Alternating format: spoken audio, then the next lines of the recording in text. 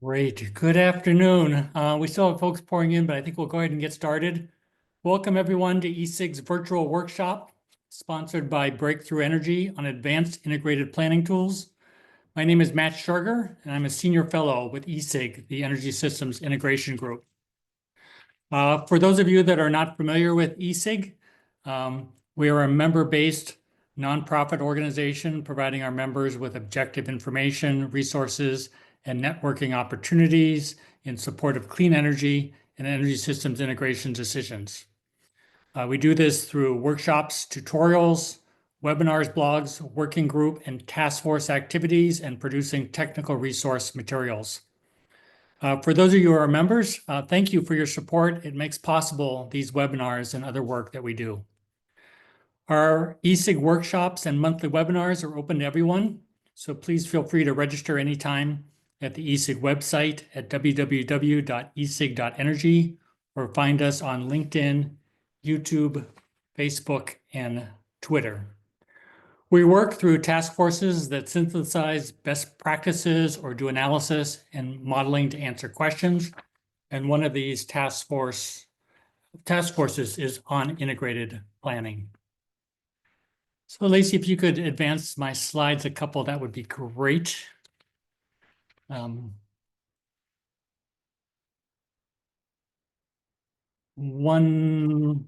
less. There we go. So this workshop today is the third in a series of integrated workshops. Again, these are sponsored by Breakthrough Energy.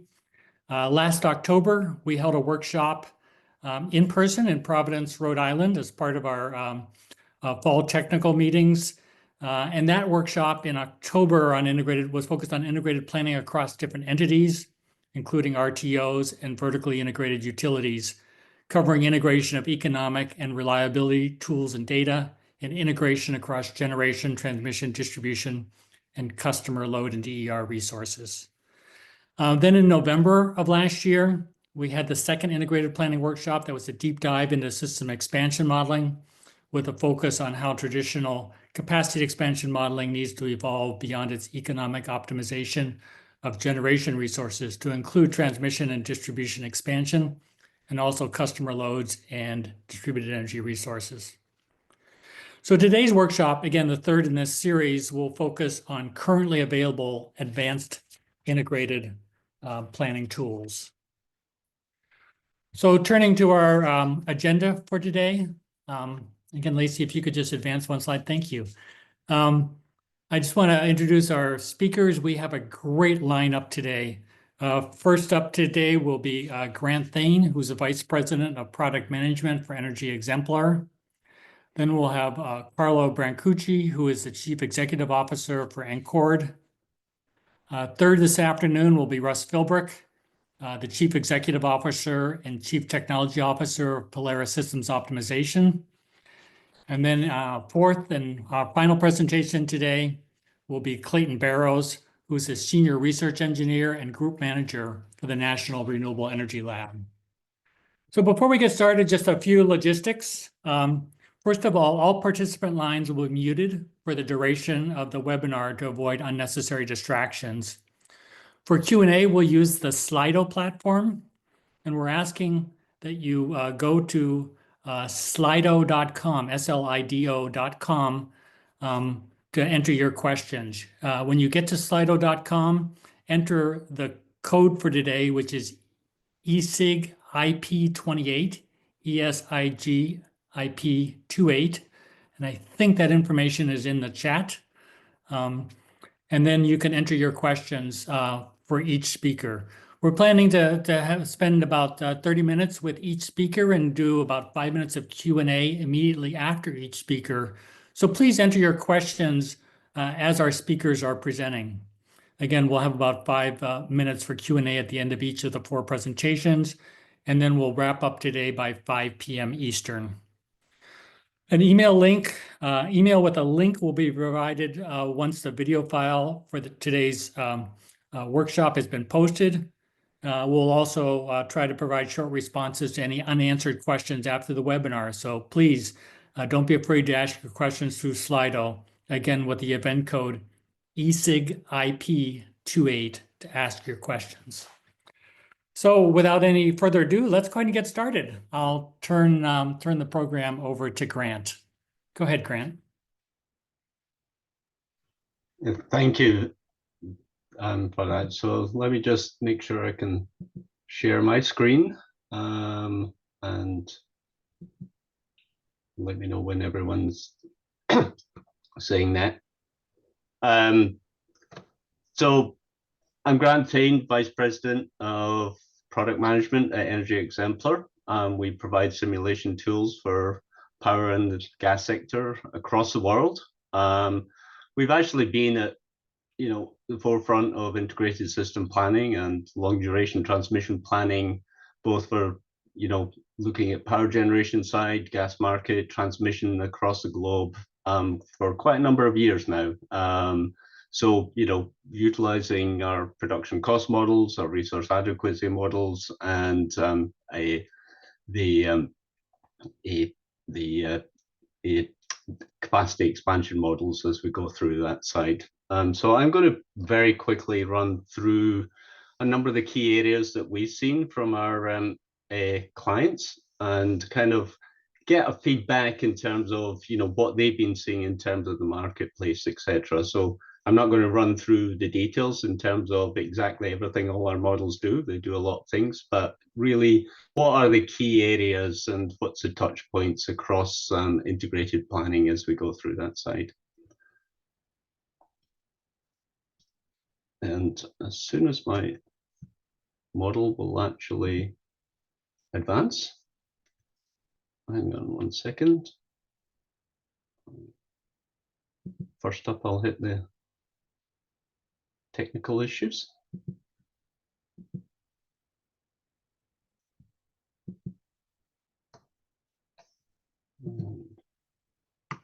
There we go. So quickly, in terms of what I'm covering today, I'm going to cover, for those of you who don't know who Energy Exemplar is, as I said before, kind of what the critical tools and touch points across integrated system planning is. And then I'm going to come back with a lot of the questions that our customers have been asking us about, how we do this and what are the key elements that are needed through that side. And then, as Matt said, we'll take questions when we get to the end of it. So who is Energy Exemplar? We've actually been started as a co-optimization engine 25 years ago. It was a PhD student by the name of Glenn Drayton developed it, originally worked then with the Australian market operator. And the objective really was to pull in all the asset types, all the different constraints, all the different objectives that people are doing in terms of optimizing across a complex system and be able to reflect that all in one model. So, that's kind of avoiding all the black box heuristics that some of the traditional models will find, and also find the most efficient way of really interacting with the underlying solvers that are being utilized for that optimization.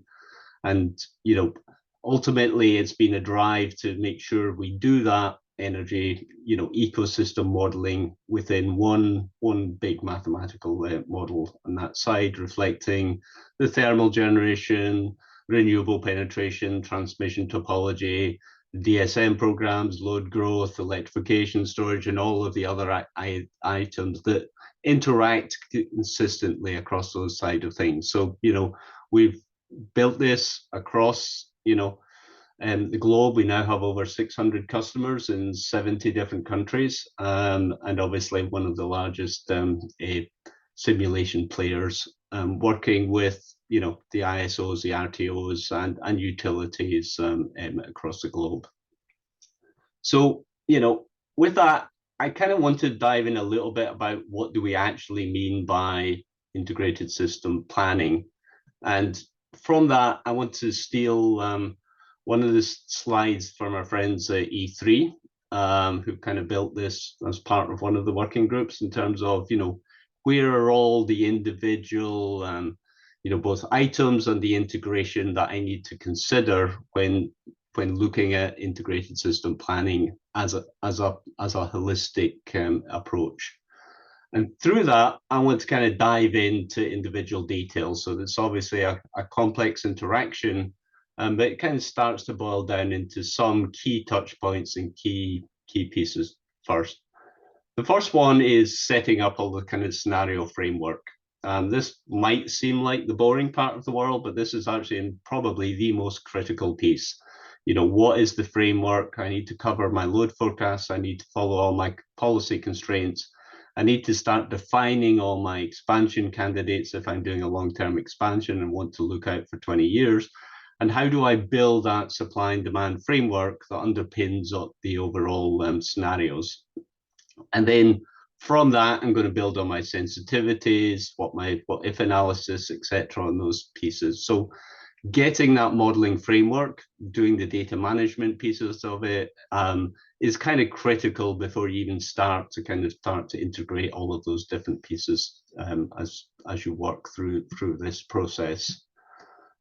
The second piece of it is I actually need to take account of, effectively that full, contingency analysis that's brought into the topology. So we need that power flows. We need to reflect what's actually going on in the physical infrastructure, and we need to be able to make sure that the path and the congestion both on ultimately on an hourly basis and the individual curtailment continues as we go through those pieces. So building that, we also have to then build that consistently with probably the other side of the coin of our very long-term capacity expansion models.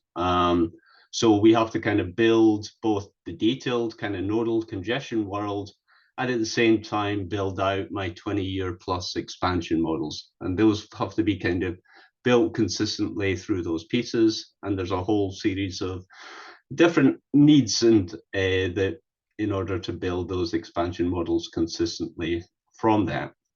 Now that in itself is a challenge, but I then also have to then do that hand in hand with my resource adequacy, and most importantly, the drivers that we see more recently in terms of resource adequacy beyond not just the planning reserve margin aspects, but also how does variable energy resources, etc., feed into that. And we'll talk a little bit more as we go through it with the ELCCs and what we call dynamic ELCC integration in terms of that whole expansion process and the different builds that you bring through that side.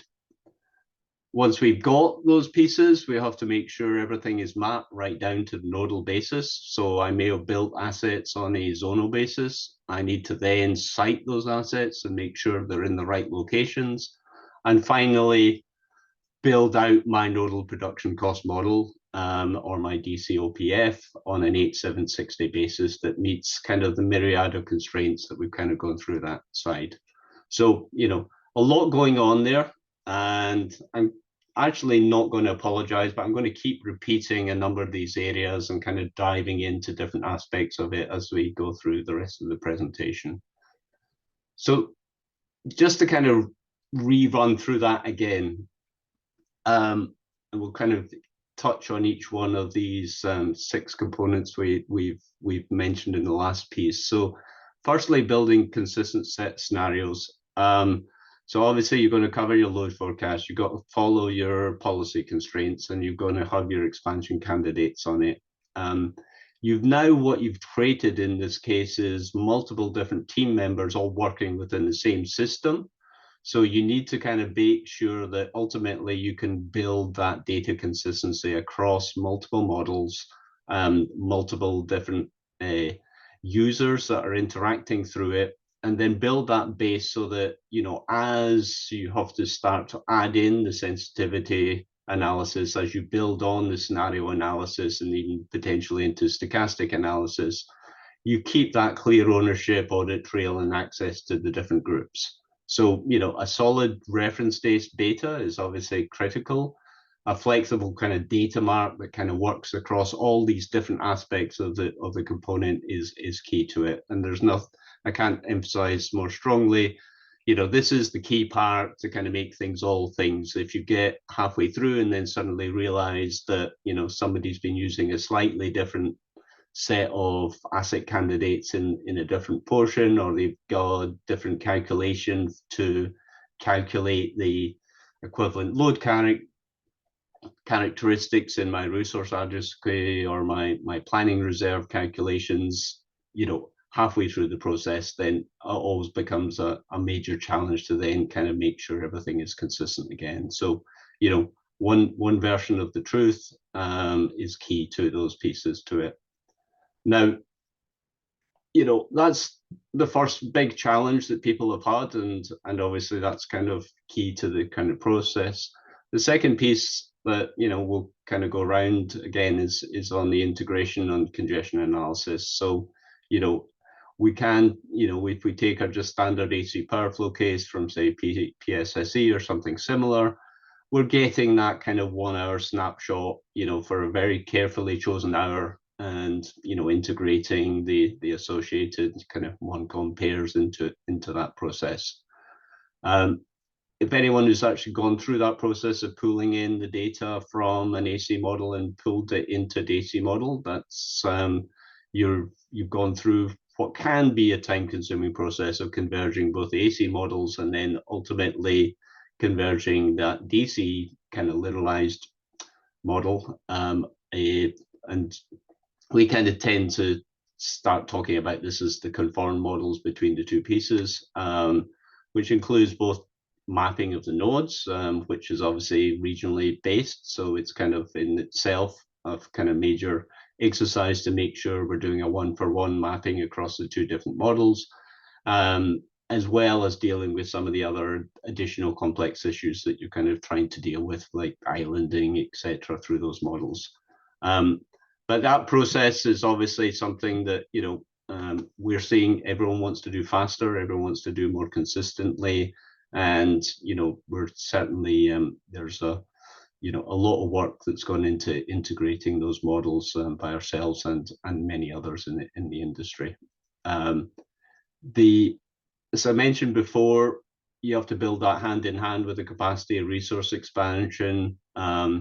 We need a long-term forecast. We can't do transmission planning for 1 year ahead anymore, or 3 years ahead anymore. We have to look at those 20 years plus, not just driven by 1920A or some of the other drivers, but it's a necessity outcome of all of the energy transition process in general. And we need to kind of obviously meet some of the load growth as we've seen, some of the additional data center growth, and other changes to the industry as we've kind of moved from, large generators and lots of small load pocket through to, in many cases, lots of small generators, and in some cases, very, very large load pockets of going through that. So maintaining that expansion consistently through the time period, while also, as we go through it, ensuring that we keep the right reserve margins and reflect the resource adequacy piece. Just on that resource adequacy, the big kind of debate that everyone's kind of go through is obviously, how do I reflect the variable energy resources into the models? That kind of has two different effects. Firstly, what everyone generally calls the LCC is certainly here in the States in terms of, what is the load carrying capability for those assets, and doing those calculations on what we would call this a dynamic LCC basis, which is how does the value of those different assets change through time as the resource mix it changes. So in other words, solar will have a different impact on the reliability, if it's a very small solar penetration than if you have very large solar penetrations in your different regions. And we've worked with folks that are very different resource mixes around the globe in terms of whether you're even talking up to 60, 70, 80% of variable resources on the system at different times, and you get very different answers.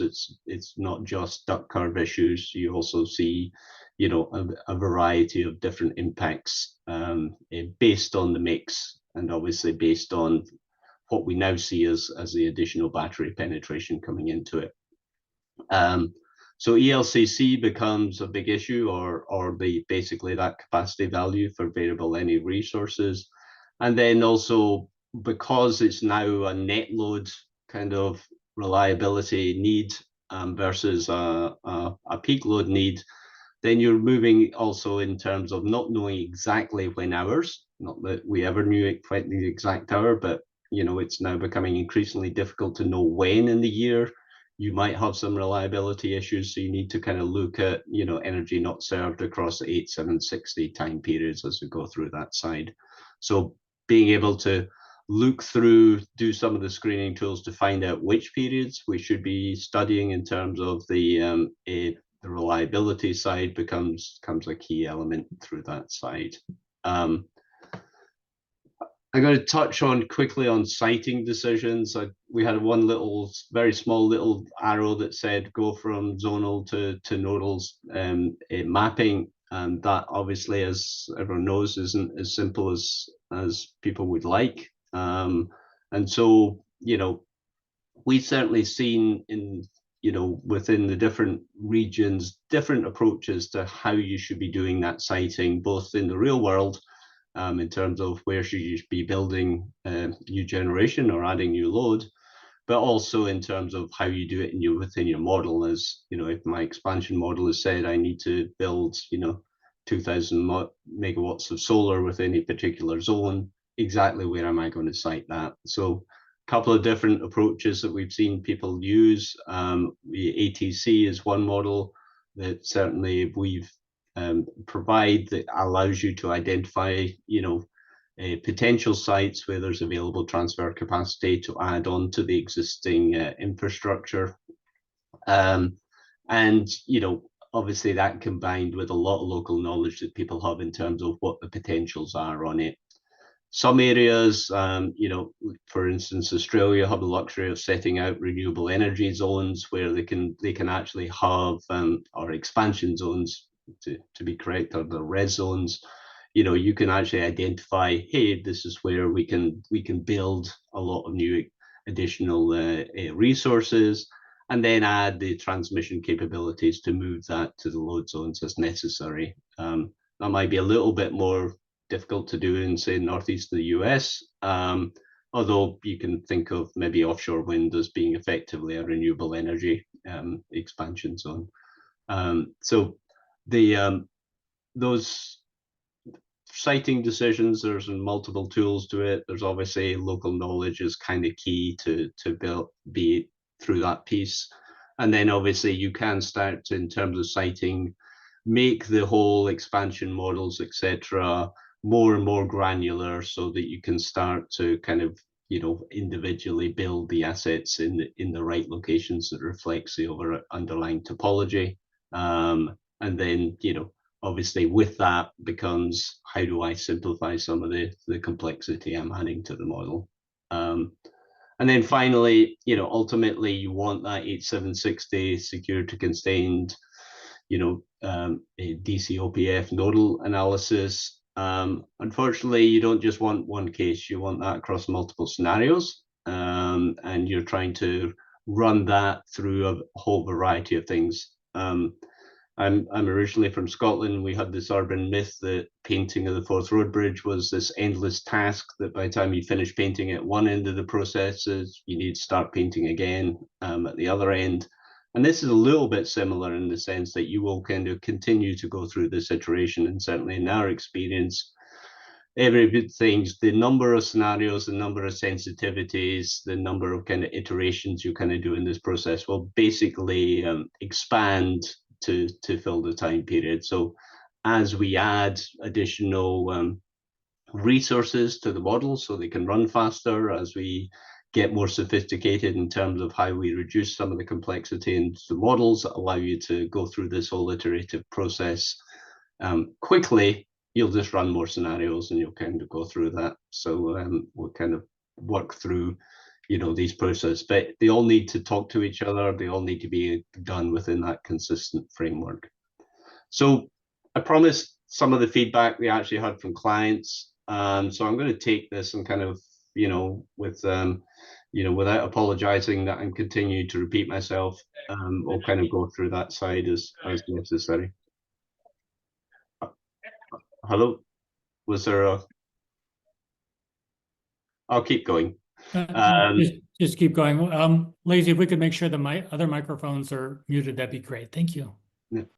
Okay, thanks. So just going through it quickly, and I really am apologizing for repeating myself. The data platform is key, and there's really two pieces to that. Obviously, is managing the data itself, but as we say, some of these issues are obviously complex, and you've got two ways of dealing with some of the complexity in an optimization engine. You kind of either simplify it, which we have to do on a number of areas, or don't have to do, but it makes sense to simplify it to get the performance, or you can add the scalability to those pieces. So any of the modern frameworks now should be scalable almost indefinitely within the cloud infrastructure. You can add resources very quickly, and you need to think about how you parallelize those processes through that side. But your scenario management, ultimately, think of it as covering all that base data, cover all your reliability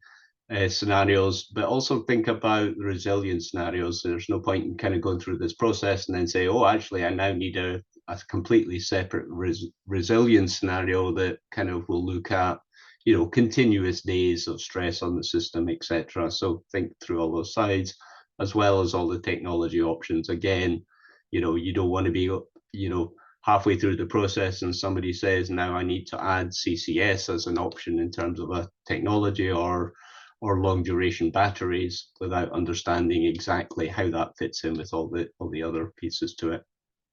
I'll touch quickly on the long-term expansion. I didn't mention kind of before, but one of the key things that everyone's kind of saying is we need to reflect batteries well within the system. And by that, you really need to have proper chronological hourly granularity, that arbitrage between your peak and off peak that is on the energy side with batteries needs to be reflected correctly. And that kind of need for that hourly granularity while still doing, I say, a 20-year plus optimization with reflecting load, reflecting generation, reflecting transmission, reflecting some of the fuel constraints on that, creates a very large problem that can easily and quickly become intractable. So, a lot of the work that we've seen people doing and we've been doing in terms of the model is to make sure that sampling methods are consistent and appropriate, that some of the simplifications we do in terms of the expansions and linearizations within the models are done consistently. So you can still get the answers on the within the region you're doing with the expansion within a sensible time frame. And there's that's a key aspect of kind of all the different trade-offs you have in these process between building the detail and at the same time getting the right level of granularity on that side. The one thing I will kind of say on that side, having models where you can get the detail if you need to, but then kind of zooming out again in terms of the data is kind of key to a lot of being able to do some of this iterative work consistently. On the nodal modeling side, obviously you need to kind of build that kind of topology kind of through the horizon consistently. So if I've got, my different planning cases from, 3 years out, 5 years out, ensuring that they're consistent as you walk through those pieces are kind of key to it. And then making sure that the mapping tools that you're using from an AC model into your DC models are kind of consistent through those processes. And you don't want to be spending your time having to map A to B and go through that what was historically been an incredibly painful process through that side. And then obviously, you need that mapping to be able to do what I've called here the kind of model enrichment. Obviously, you're not going to get the few details on your generation models from your AC power flow model, and you need to start adding in a lot of the details and constraints around how do I model the detail of those assets as I move from a 1 hour world to my 8760 chronologically correct model on that side. And one of the things you need, I mentioned before, in terms of the ATC for some siting decisions, but the other piece that's important is to have good contingency screening tool, allow you to kind of work out which contingencies I want to reflect in my model. If you take a kind of raw AC power flow model that says certainly if it's an operational case, you're going to get, a very large number of contingencies, and you don't necessarily want to be able to, or don't want to have to reflect all of these in your model. So having a screening tool to allow you to kind of focus on what's really important in those model cases is an important side. On the resource adequacy, a lot of the questions have come around to make sure we're accurately reflecting the variable energy resources. Obviously solar and wind are our main culprits on that side, but also the combinations of them with the different batteries and the hybrid pieces to it. I mentioned before, a lot of people are now moving and want to be able to see the 8760 energy not served metrics on a consistent basis with your more historical 1 in 10 side. And obviously, as people saying, peak hour doesn't equal net peak hour, and actually net peak hour is going to be, it's consistently more critical on that side of things, and critical both in terms of just our energy dynamics, but also some of the other new market rates that are coming in terms of ramping products, etc. on those sides. So ensuring that you understand what's driving the reliability or the resource adequacy metrics, and building them consistent with the power flow cases is a kind of a key challenge that a lot of people are kind of working through the needs for that. And ultimately kind of pulling all that into a kind of holistic view, simplifying the right things. I kind of talked a little bit about linearization, but that's a key challenge for our customers, is what can I simplify, what can't I simplify? What sampling do I need to sample every month for every year, or can I sample, individual years or individual seasons, etc., through those pieces, and still get a model that is, telling me the right answers on that side. Key to that, obviously, is keeping the detail that matters. The battery arbitrage I mentioned before is one of the key pieces to it. You can't just kind of treat it, as if it was pump storage or peak lopping on my load side of things. And you need to be able to kind of keep that time step, will continue to go from long term to short term and back again through that process. So it's keeping it all consistent. I'll repeat and repeat and repeat. It's obviously key to those things. And coming to summarize all of that, just comes down to what everyone wants. Everyone models to be faster, everyone wants their models to be accurate. You want to minimize modeling risk through those pieces to that side of things. So simplifying that a little bit, and in terms of that kind of performance and optimization issues and driving into it, I talked before about the infrastructure, the need for building the model infrastructure in terms of scalability, but increasingly all of that has to kind of build through an integration, with the right kinds of APIs, connectors, and the automated process. So just about everyone is building these things with the associated kind of standard Python scripts, etc., of how do I pull this data in, while still maintaining the kind of auditability that's needed from that side of things. Once you get all that data into place and the question is, what am I actually going to model? So I may be a utility in PGM region.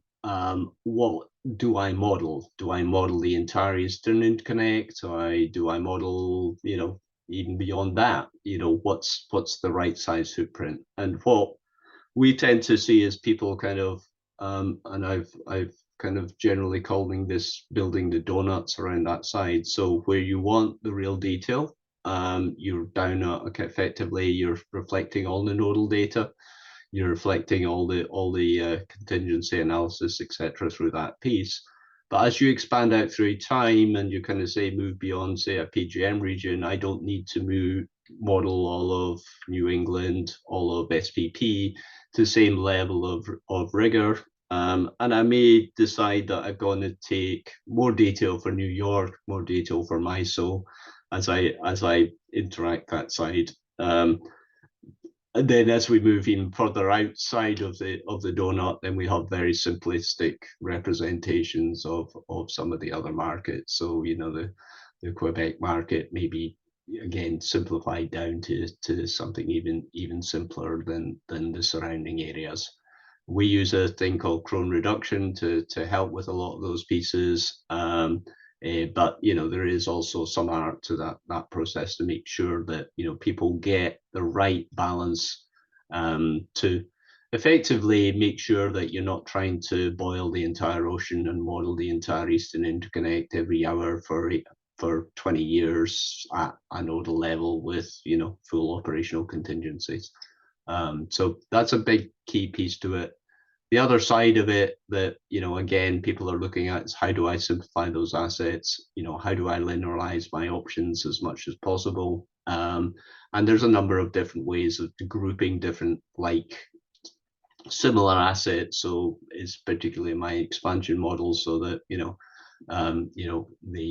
we build the correct number of assets without overloading the system with too many different expansion candidates or too many options around those sides. So thinking through what simplifications don't change the answers.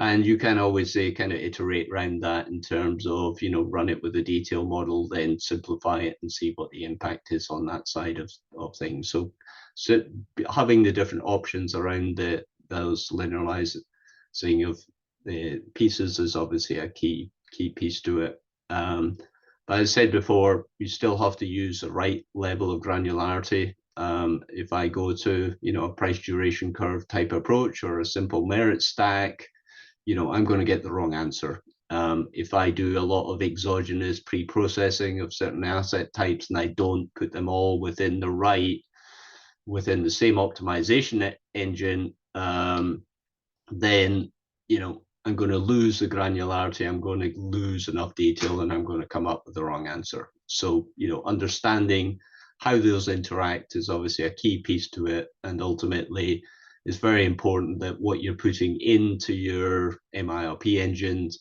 you know, is a reflection of the overall optimization you want on that side.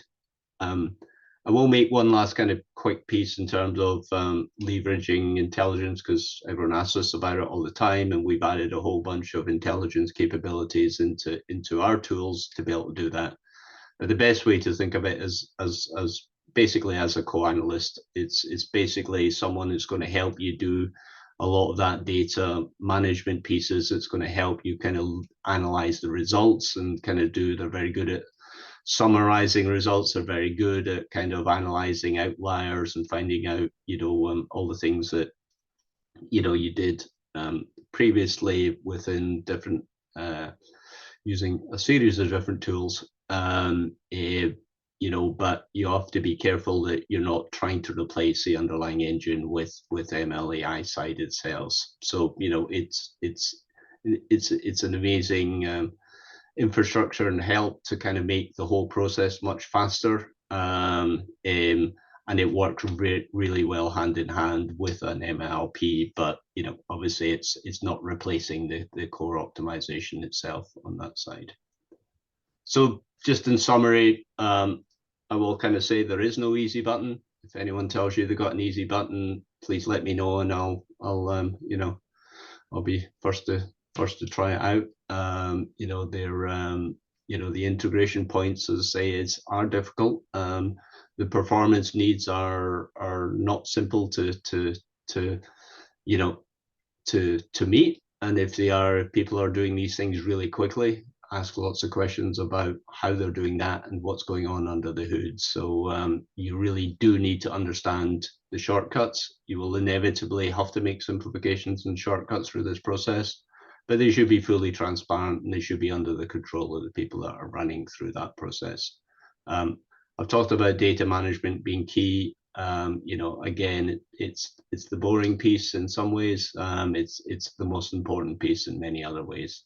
I've talked about zooming in, zooming out, you know, basically be able to run the model in detail, you know, build those kind of, you know, 1 day analysis, make sure that you're comfortable that you're getting the right analysis, and then expand that out and simplify that as you run through that process. So what we're seeing a lot of people doing is build a simplified model, make sure that you're getting it's getting the right calculations, it has the right veracity to it, and then use other things to kind of build out the time through times, and then do that the other way around as well. Run through an 8760, you know, use the screening tools to identify where you want to do the analysis, and then really drill into the detail on that side of things. One thing I didn't kind of say, I haven't taught too much in terms of what the actual models do, but you know, you do want a modeling infrastructure that works well with all the different types of models that are right there. I've talked about doing the data integration side, etc. But you know, you want a model that, you know, plays well with the data analysts, what they're doing in some of the data pieces with their AI tools and other data analysis that's ongoing. No model answers all the questions. So if I'm doing a big, you know, DER study and I'm doing all my distribution analysis, I need to be able to reflect those models back into it. So you want a modeling and a modeling framework that works well as a good teammate, and kind of bring kind of both the real and kind of virtual intelligence to the table. And then obviously, you know, I always finish a lot of these talks on kind of saying, you know, you need to have the right resilient core ultimately. You need to have the right engine. You need to have the right infrastructure, and one that can adapt to all the different policies, reliability, and economic environments that will kind of go through that side of things. So Great. with that, I will stop. Thanks so much, Grant. Terrific presentation. We have time for just a couple of questions. Reminder to folks, we're using the slido.com platform. You can enter the code for today, ESIG IP28, and you'll find instructions for that in the chat. So a couple questions for Grant. Can you talk a little bit, so for hourly chronology to get storage right, are you commonly seeing full 8760 or subset periods? That is representation for days or weeks, and if so, how many? It depends which model you're looking at. If you're talking about within an expansion model where you're you effectively trying to deal with the challenge with the expansion model is one big optimization, so it can get very large very quickly if you're trying to do everything on an 8760 basis. So we're seeing people generally doing sample days on that in that world. How many sample days is one of the big debates that we continually have. It does depend on which region you're looking at, but certainly it's kind of either monthly or seasonal kind of approach to picking out those sample days to pull in that chronology.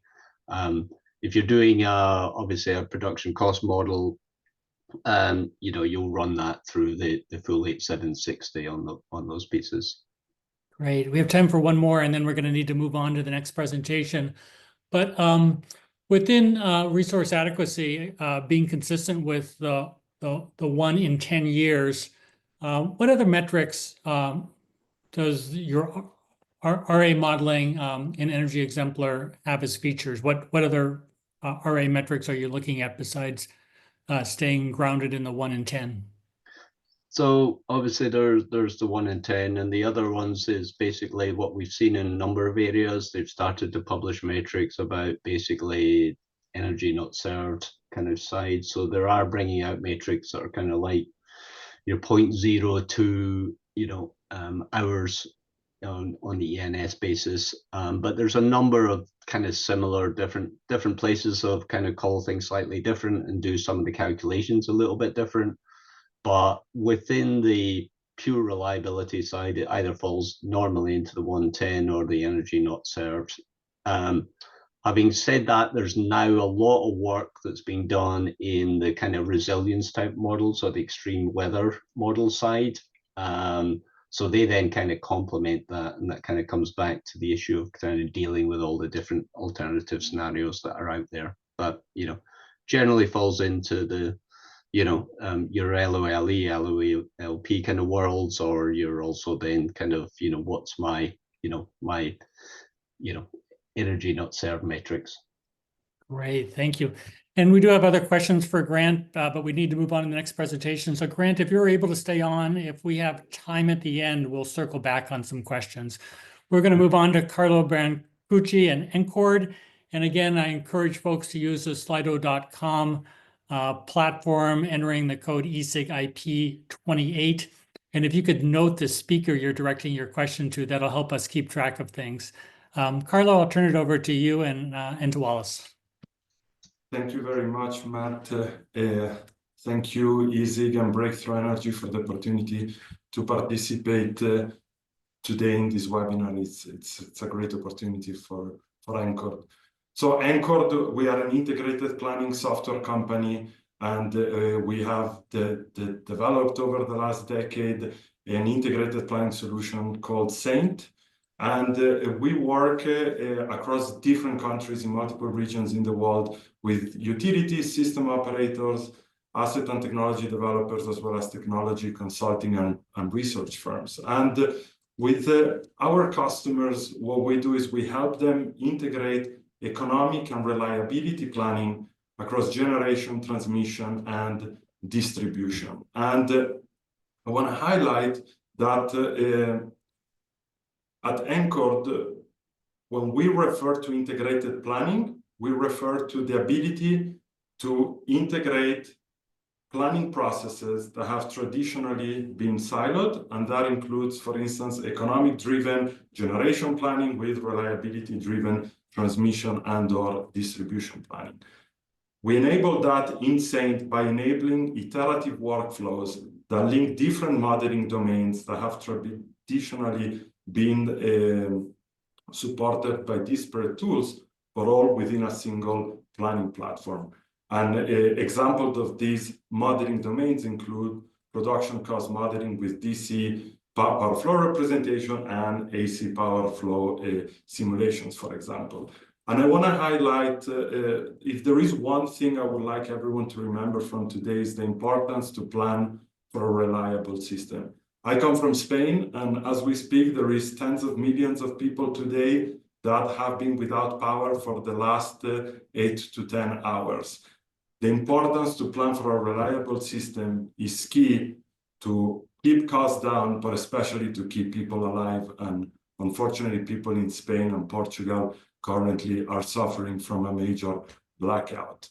So how do we enable people to coordinate economic and reliability planning? By having a unified modeling platform that is enabled by a common and flexible data structure. So in Thain, you can run capacity expansion, production cost optimizations using the same software and the same data structure as where you can also run balanced and unbalanced power flow simulations of transmission and distribution networks. In addition to being able to run all these different types of models in one platform and iterate between them, we've spent the last several years thinking very carefully about what are critical design choices we needed to make in Thain to enable integrated planning. And I'm going to highlight quickly 3. One is interactive GUI with georeference map that enables insights across planning domains. Second is a flexible API that enables scenario planning and building automated iterative workflows. And third, the ability to run time series simulations, both in the optimization space and in the physical simulation space, and to be able to plan for realistic operational conditions. For today's meeting, we want to show you through real examples based on synthetic models. I want to clarify what we are showing you. A disclaimer is this is not real data and is based on a 1-week simulation, not a yearly simulation, to be able to get into the details. But we want to demonstrate to you 3 case studies where there is value and it is important to integrate across economic and reliability planning. The first one is going to focus on expanding generation and transmission in the long term. The second is going to be looking at the impact of interconnecting a new major assets, in this example, a data center. And third, we're going to evaluate a non-wire alternative in distribution planning. And to do that, we are going to be walking you through iterative workflows that combine and iterate across nodal production cost models, power flow simulations, and contingency analysis. And we're going to iterate between them to evaluate the impact of different operational constraints and transmission upgrades to plan for a least cost, reliable power system. And with that, I'm going to pass the word to my colleague, Wallace Kenyon, who is encoord's Chief Product Officer, who will walk you through these 3 case studies. Take it from here, Wallace. Thank you.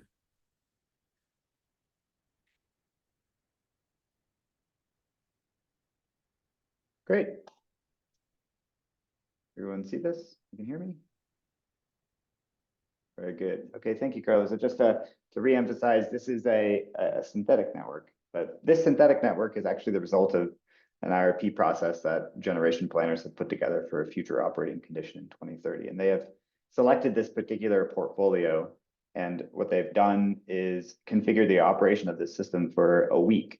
So there's a variety of assets in the system. There's nuclear, coal, gas, and a lot of wind and a lot of photovoltaics. And what they've done is they've peeled out the peak demand week of the operating conditions of this system. And what we can see here is a classic dispatch plot of what's going on within this particular dispatch of this system. So we have our nuclear and our coal and our natural gas and quite a bit of solar and quite a bit of wind coming in on the 3rd and 4th day. Now, what's notable is that there isn't really any renewable curtailment in this particular operating condition, just a little bit on this 6th day.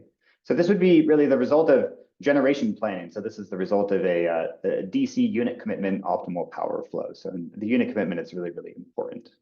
Now, what they are now doing is they need to send this over to their transmission planners to do really that first part of that transmission planning, which is the conditioning element. So we all know that, as the discussion has gone so far, this exchange of data, particularly when you're going between DC power flow and AC power flow, can be really, really challenging. And what is possible with these 2 planners is that they are now able to go and do this AC power flow of that peak demand week. So what they're doing is they're using both the commitment and the active power set points of all of those assets for this system. So of course, we all know when transmission planners get a hold of these active power set points and these commitment, they're starting to look at voltages and more like apparent power loading of the system. And really quickly, after running that entire 1-week scenario, as a basic approach to conditioning, they're just taking the static voltage set points of all these generators from a best practice perspective. And what we can see here in the middle is the voltage profiles across this entire system across the week. So really just the minimum, which is of course on the bottom, and then the maximums up here. Now, the transmission planners are considering everything between 1.1 and 0.9 as acceptable operating conditions for this system. And we can see that the minimums are just fine. We're looking great. But when it comes to these, potential for overvoltage, we see that the high voltage here is going above this maximum. Now, that is obviously raising red flags, and we need to go and figure out what's going on in this system. And we can see if we reference up here at the top of this chart that this node here, Augusta, Maine, is the culprit. So we need to go and take a look at what's going on in that particular portion of the network in the AC power flow domain to understand why we're seeing those overvoltages. So we're going to go up and find Augusta, Maine, and we're going to find out what's going on in the system at this particular point. Now, we come here. Now, if I feed it in the map here, and what we can immediately see is that it's way up here in the perimeter of my network at this point. Now, if I come and confirm what the operation of the voltages at this node, I can see on this chart on the top here, I am seeing those overvoltages. So what we saw from our statistics. Now, if I look a little bit closer what's going on at the node bar level here, I can see that these 2 transmission assets that are delivering power to this point are quite lightly loaded. And what we know from AC power flow transfer theory is that transmission lines operating below those surge impedance loading are generally reactive power sources. So that's clearly why we're seeing that over voltage at this particular node. But it doesn't really explain why we're seeing this sort of periodic element. Now, I know that there's a generator up here. So what I want to do is take a peek at how the generation planners have decided to dispatch this asset throughout this week. Now, when I come and look, I see this Westbrook combined cycle gas turbine. Yeah, of course, it's being decommitted at various times throughout this week, likely because we have all of that solar and wind asset coming online. But the problem there is because I have those lightly loaded transmission lines, and I'm turning this generator off, there's nothing to sink all this reactive power and maintain that voltage profile, which is why we're seeing the over voltages.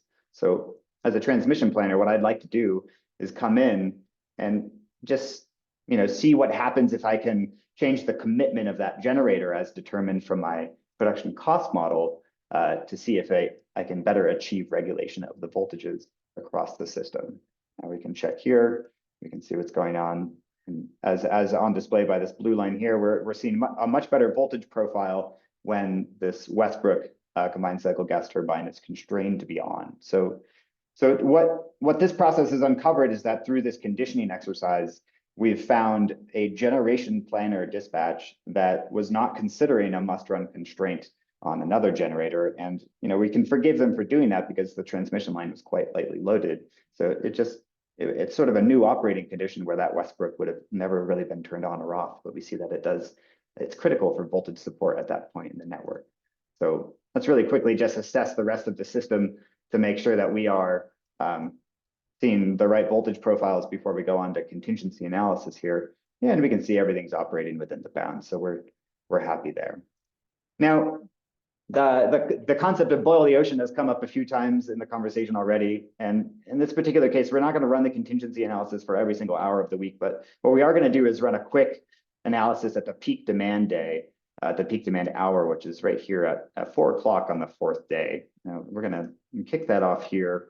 It's going to come up here. We're going to grab this file here and bring here, set this up. So off we go. Now, what the contingency analysis tool is looking at in this limited size system, it's AC power flow. It's going to be looking for voltage stability type issues and also, any sort of AC power flow driven overload of transmission lines. And the assets that it's actually going to look at is cruising through the different groups that we have here in our system. So I have my coal assets here, which these are down on the southwest of my system. And I also have my gas assets.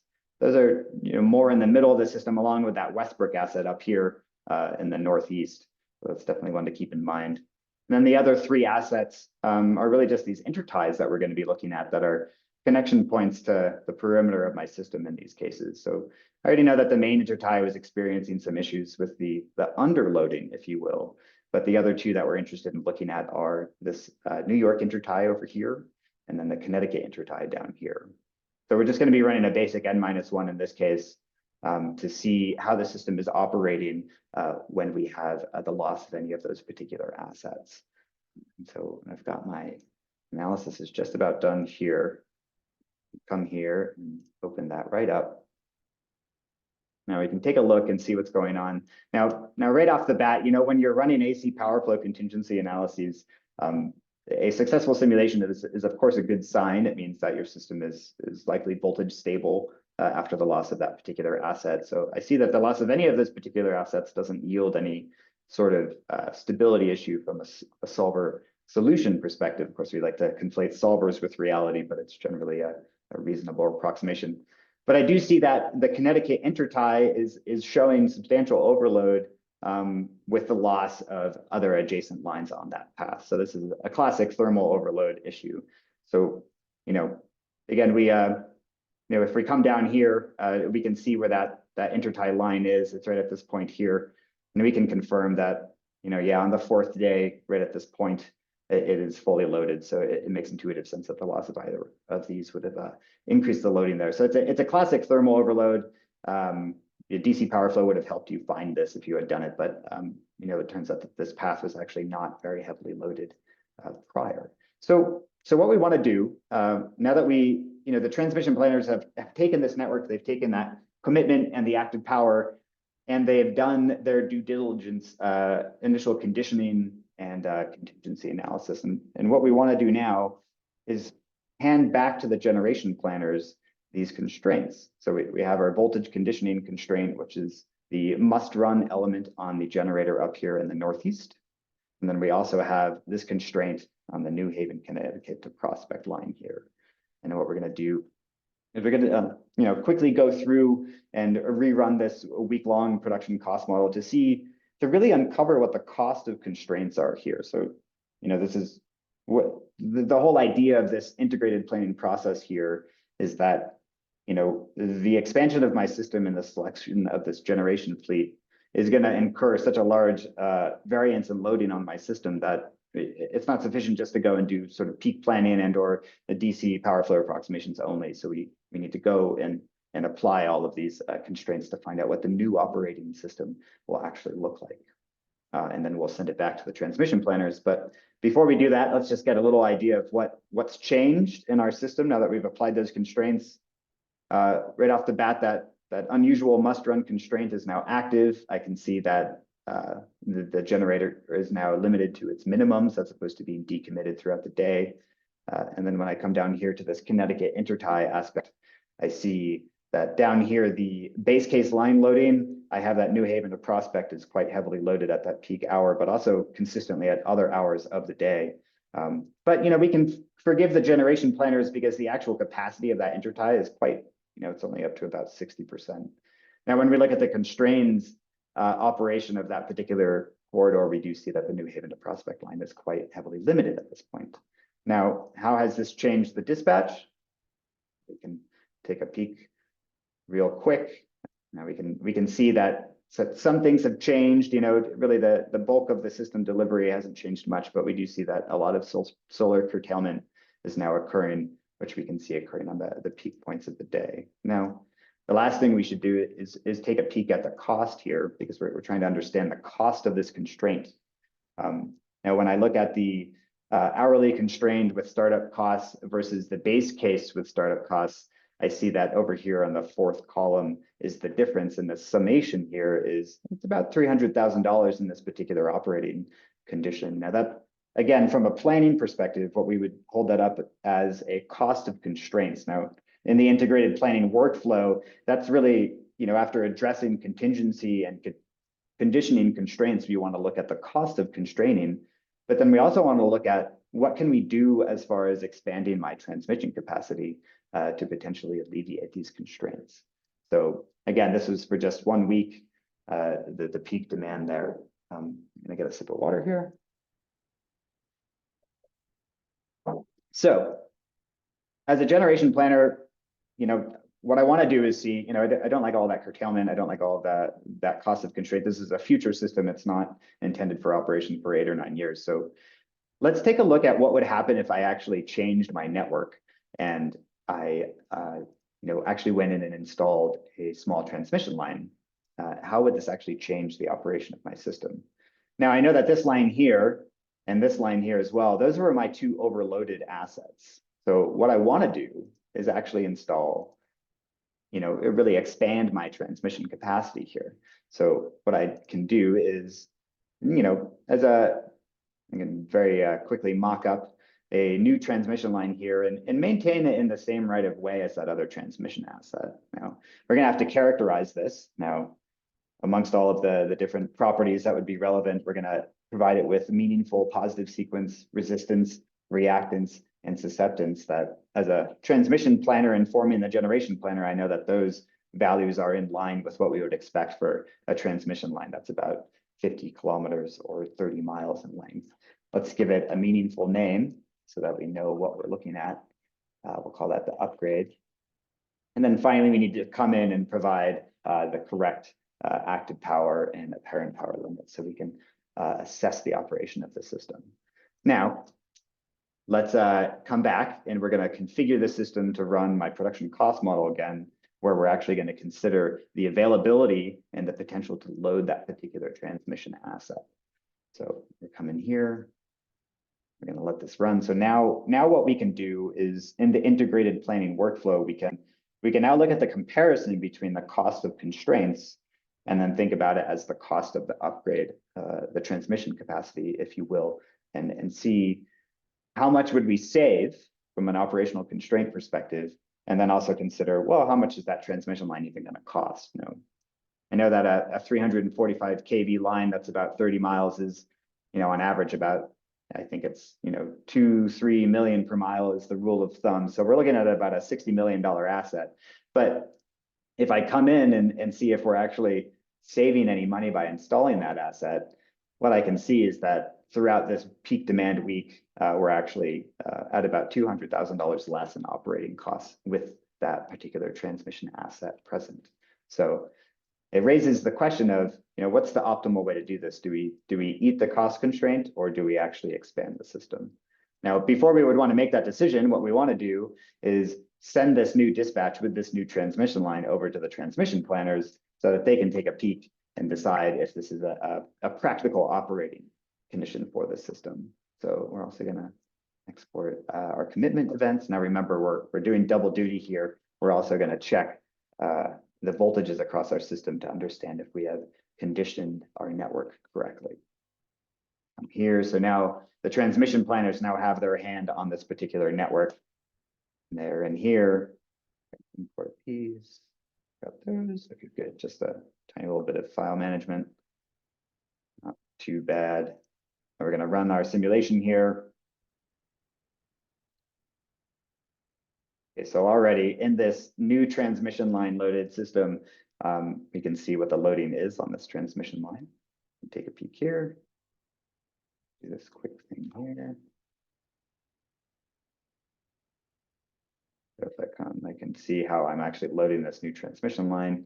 And, you know, it is working as we were expecting from our DC power flow, but I can see that, you know, it is, it's actually sinking a bit of reactive power in this particular condition.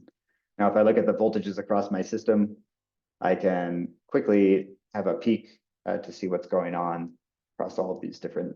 Now, remember, I did constrain the operation of that gas turbine, so that's why we're not seeing the over voltages anymore.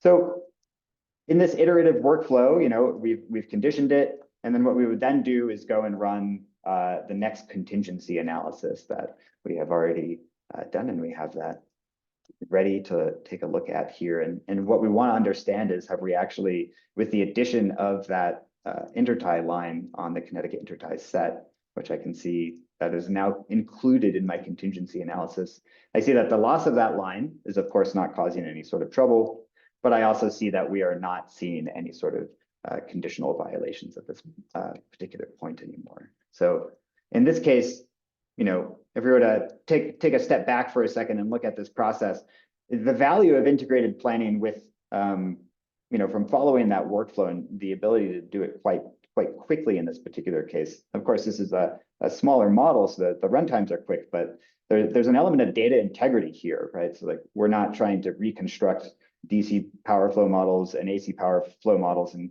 combine those networks, put them together. So we know that our systems are consistent. Another element is that we can very rapidly assess the conditioning and contingency elements of the system without having to pause and wait as that data is consumed through a variety of different scripts and hands-off between different tools. And then the final thing is really the ability to do a very quick assessment and sort of the what-if process. So I can quickly understand what the cost of constraints are on this particular corridor down here, or I can actually look at what happens if we increase the capacity of our system by increasing, you know, adding a transmission line. So with that, you know, the generation and transmission planners have now decided that they have secured this system. They've decided what the operational constraints are. They can then go and look at, well, you know, we have, you know, we can either constrain or we can do transmission. So that's the element there. Now, the last two things we're going to look at really quick are two elements, and they further the integrated planning capabilities. First off, we're going to look at a quick interconnection of a data center over here. And then finally, we're going to look at the assessment of a distribution transformer down here, which is overloaded. So with that, let's just get right into it. Now, with the transmission planner hat on, what we can do is come in and just add this data center immediately. So we have this interconnection request from some hyperscaler. They want to install a 250 megawatt asset right here on the end of this New York intertie. So So right off the bat, we want to come in and we want to pass judgment on, can that even interconnect from a transmission perspective? And we see that, yeah, sure, 250 megawatts with available slack in the system. Of course, we'd redispatch with our generation planner hat on, but in this case, we're running totally fine. Now, so from a conditioning perspective, everything is just fine. But from what we then need to do is do our due diligence and run our contingency analysis for that new asset. Now, this is where things start to get really interesting, and it really highlights the need to be able to do this from a transmission and generation perspective in a very, very rapid manner.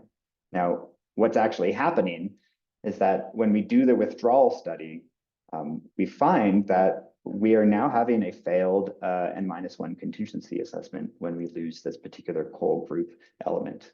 So this downscummer generator. So it's confusing because in the prior case, before the data center came on, everything was fine. So we need to go and check that out before we can approve this data center.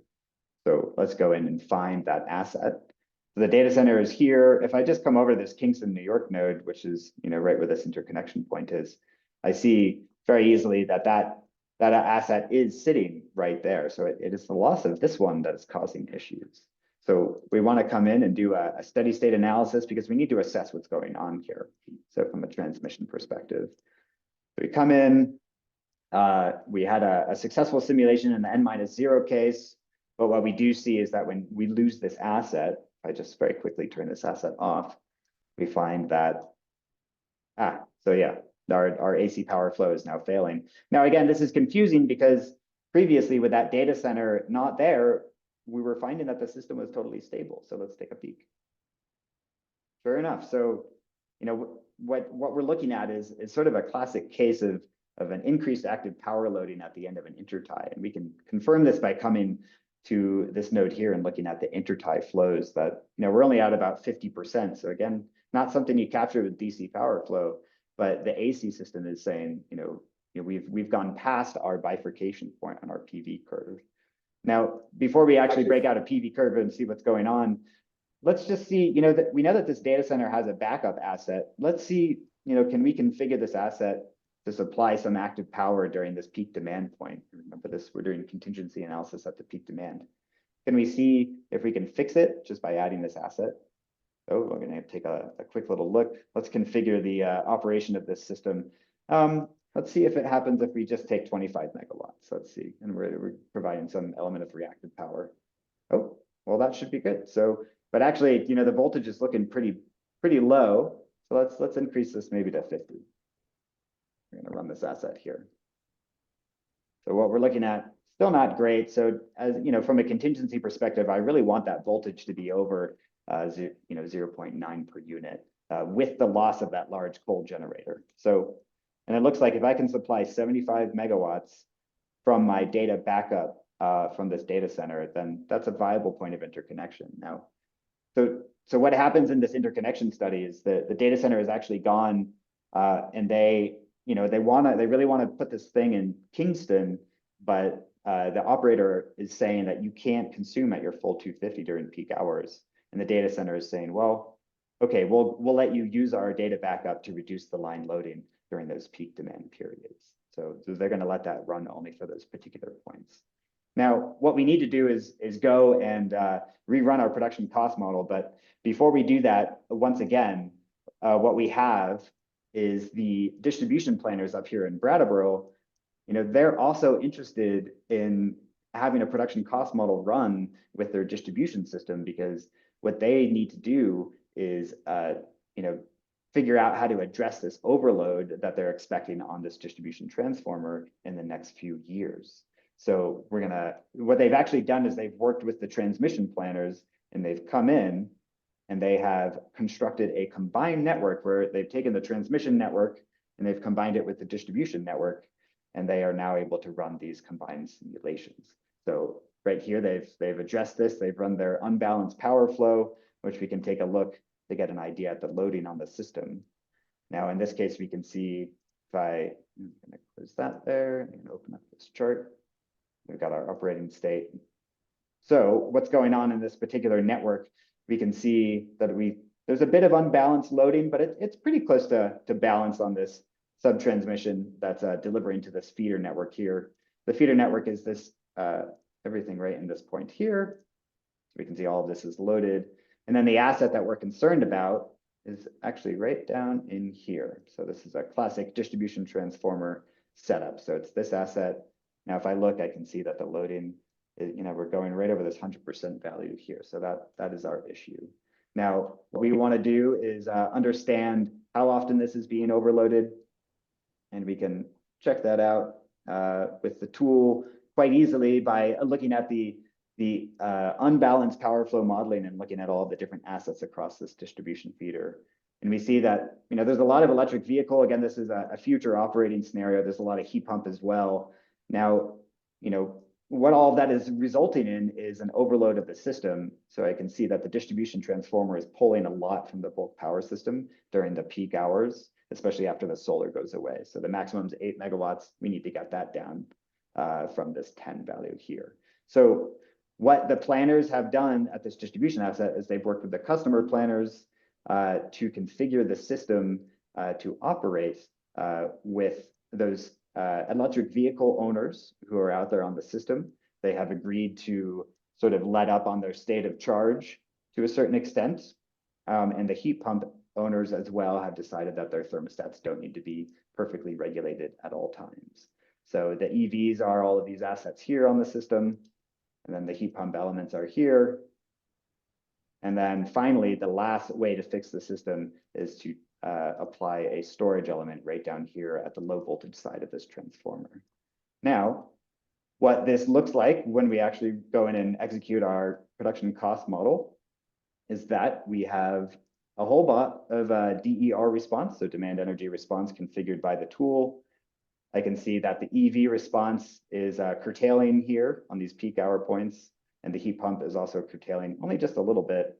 And then this battery as a non-wires alternative is flexing quite a bit throughout the week. Now, actually, and the main reason why they wanted to combine with the bulk power system is that they wanted to assess the ability of the battery to do arbitrage. So right now it's only doing peak shaving.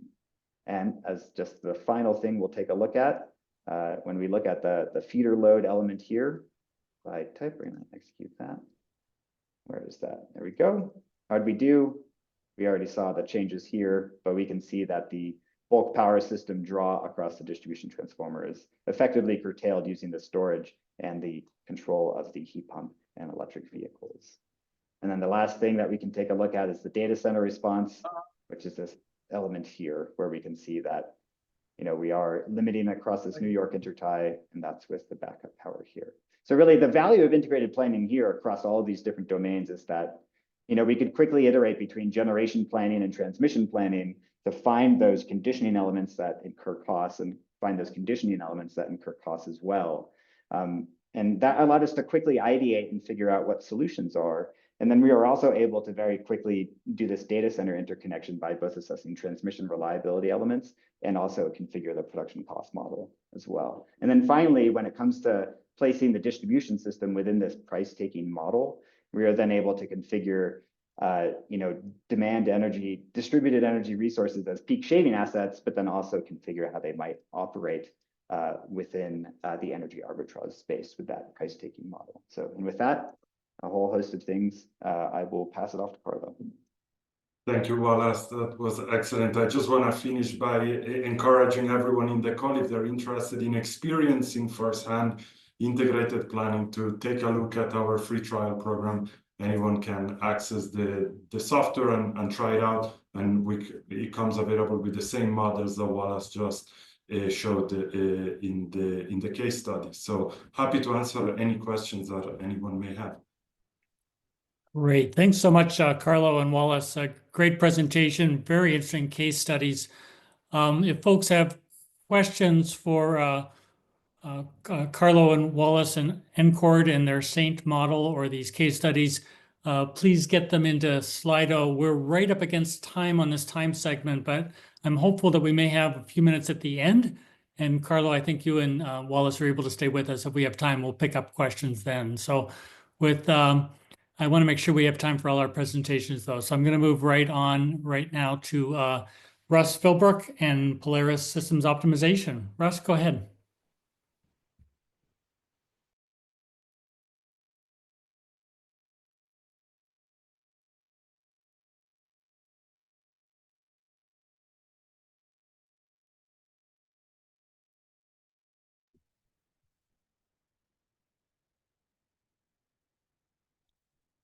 Russ, I am not hearing you. Are you on mute?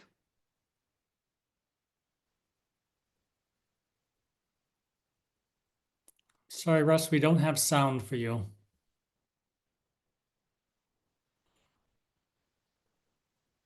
We seem to have lost it. I'm showing you as unmuted, but I don't have sound. And we had it at the beginning at the sound check, so.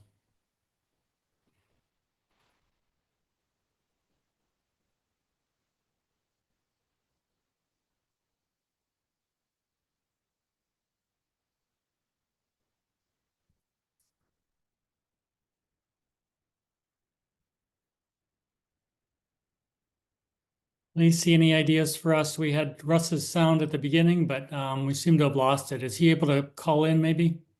Potentially. Russ, I see that you're on mute now.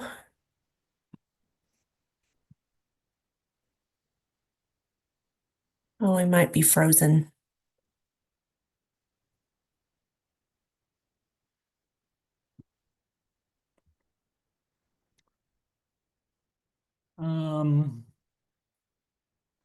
I'm going to call an audible here and ask if Clayton, I wonder if you have your team in place. Are you able to go up Yes. next and we'll circle back to Russ?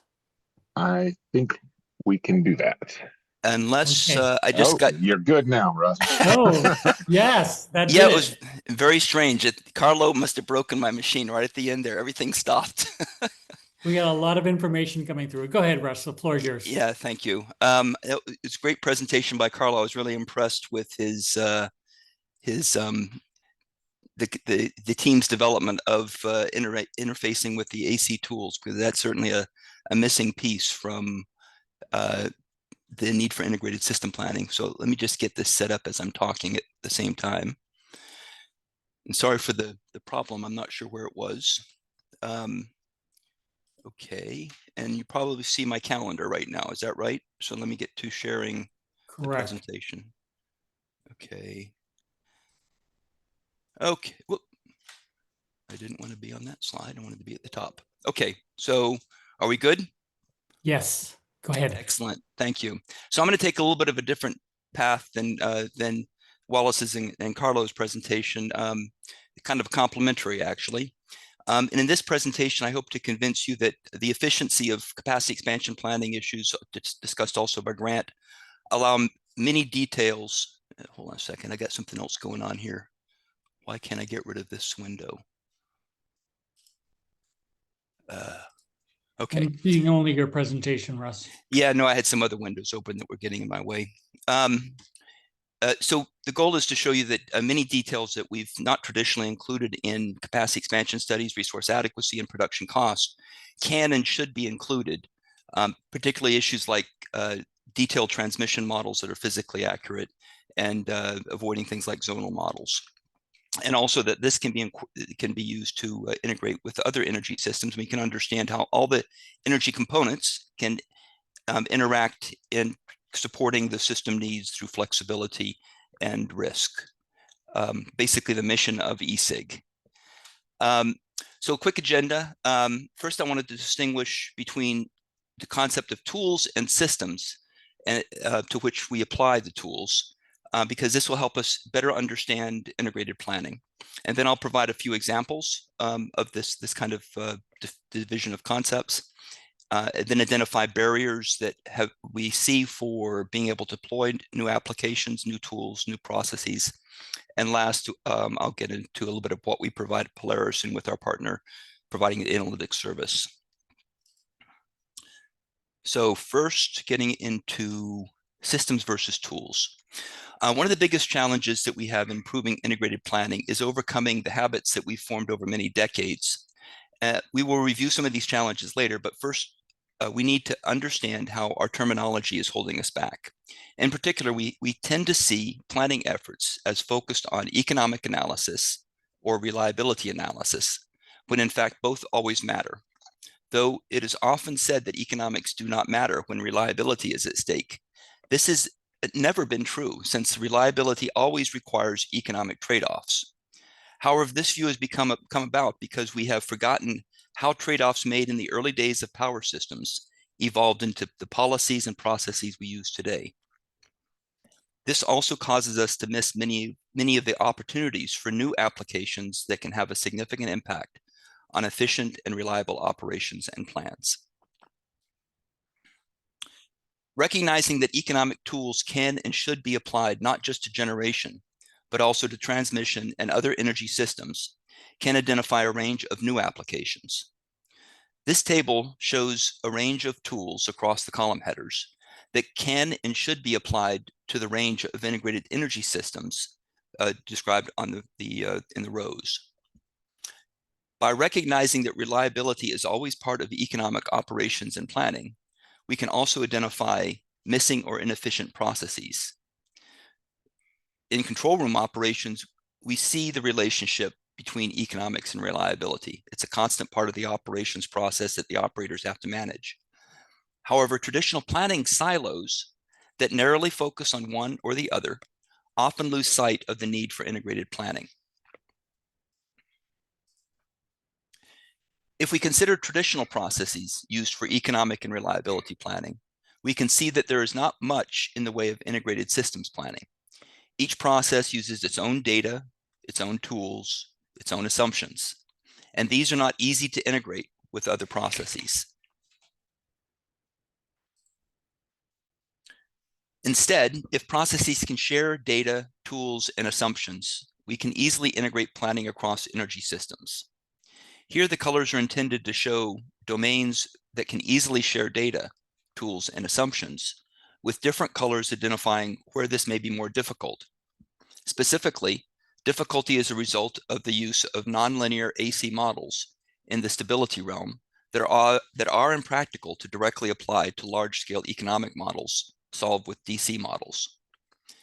Nevertheless, as suggested by this table, it should be possible to integrate across energy systems. But how can we get there? Past efforts have attempted to show us how to improve integrated planning. An early example from a decade ago was work by the Hawaii Natural Energy Institute and General Electric that showed the ability to integrate economic and reliability tools. This study also showed the ability to integrate aspects of generation and transmission planning. However, this sort of integration has not made progress in industry. Applications have remained limited to research. The process is still too hard and expensive. Although I have to say, after seeing Carlo's and Wallace's presentation, encoord is making progress in helping those sorts of issues.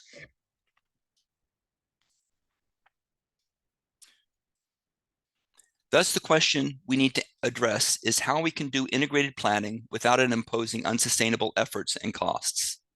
This means defining efficient processes that use integrated data and tools. I currently only see three ways to do this, though, either through the use of standards, or by partnerships between data and tool vendors, or through single vendor solutions.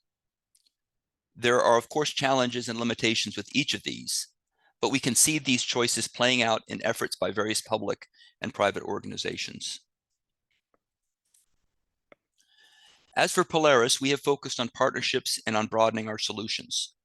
Over the last decade and a half, we have developed a comprehensive suite of tools in the economic domain and have enhanced these to support modeling of all energy systems. We also recognize that we can't be the best at everything and deliberately avoid engaging in providing other services that are better provided by our partners and customers. For example, as identified in this table, we do not provide stability tools and are eager to work with partners that provide these tools and services. And we increasingly incorporate stability and protection issues in our economic models. However, for the remainder of my presentation, I will not address stability tools and will focus on economic planning and opportunities for new integrated planning applications. A recent example of good integrated planning is work by Tabors Karamenis Rutkovich, or TCR, that highlights the benefits of transmission expansion to enable New England to access Hydro-Quebec storage. In this study, TCR combined a nodal capacity expansion model with a long-term storage allocation model and a detailed energy and ancillary services model. This is an example of detailed real-world study that shows the ability of nodal capacity expansion models to support efficient integration with long-term storage allocation and production cost models. A significant challenge to many current efforts to integrate capacity expansion and production cost modeling is the assumption that nodal capacity expansion is impractical, when in fact we've had customers solving this for over 5 years. This is actually one of the points that we got into with Grant's conversation. However, nodal capacity expansion can be efficient and avoids the need to define zones and interchange limits that represent future congestion, and avoids the need to translate zonal results into nodal reliability studies. Also, because results are not driven by capacity reserve margins and capacity factors, we avoid iterative efforts needed to estimate, apply, and test if we have used correct values for ELCC and capacity reserve margins. The TCR study is an example of how to efficiently integrate capacity expansion and production cost modeling, but also how to integrate multiple energy systems. Using nodal capacity expansion is an important choice that has significant impact on tools integrations. Indeed, if we continue to focus on using zonal capacity expansion, I believe we will never have efficient integrated planning processes. Another example of integrated planning from several years ago is National Grid work on optimizing transmission expansion and co-optimization of transmission and generation. In a presentation of their work at FERC in 2021, they evaluated generation needs that resulted from 3 different transmission scenarios. On the left, a copper sheet with no transmission constraints. In the middle, existing transmission with no expansion. And on the right, co-optimized transmission and generation expansion. The middle scenario identifies generation expansion for a known transmission system, similar to the TCR project. It is a nodal model and is already more advanced than traditional capacity expansion. The important observation by National Grid was that once you have a nodal model, you can also solve nodal transmission expansion. This is similar to zonal transmission expansion studies, but has important differences. Because the model is nodal, it can select from a range of transmission projects to identify the mix of projects needed to manage power flow. This recognizes that any one project is likely to require additional investments due to impacts on other facilities. The National Grid example does not cover as many systems as the TCR example, but it introduces the practical ability to perform physically accurate and detailed optimized transmission expansion. National Grid has been working to address state mandates to decarbonize the power sector and address energy security needs in the Northeast. Because this work extends to the year 2050, they cannot rely on models of the existing transmission system or on simplified zonal models of the future system. I've shown you a couple of examples now of real-world practical applications of integrated planning. Some of you may be asking, if this stuff is available, why have I not heard about it earlier, and why is it not broadly used? The answer is that change is hard, and today it occurs mostly in places that are not readily observable by others. Early adopters are folks that can build profitable businesses around new approaches, such as traders and service providers. These folks generally do not have an incentive to share their stories. Among folks that are more open, such as utilities that must operate under public scrutiny, change may be nearly impossible short of a catastrophe. And added on top of the challenges, change imposes significant risk of failure, particularly if you don't have trust in the ability of vendors and service providers to meet your needs. Here I list some of the new approaches that can drive adoption of new processes. These are based on observations from our involvement with and learning from the ESIG community, as well as capabilities we have developed in hope that they will find useful roles. For example, power systems are increasingly reliant on flexibility from gas generation. However, gas systems have their own operational constraints and risks. and also exist to serve other purposes and customers.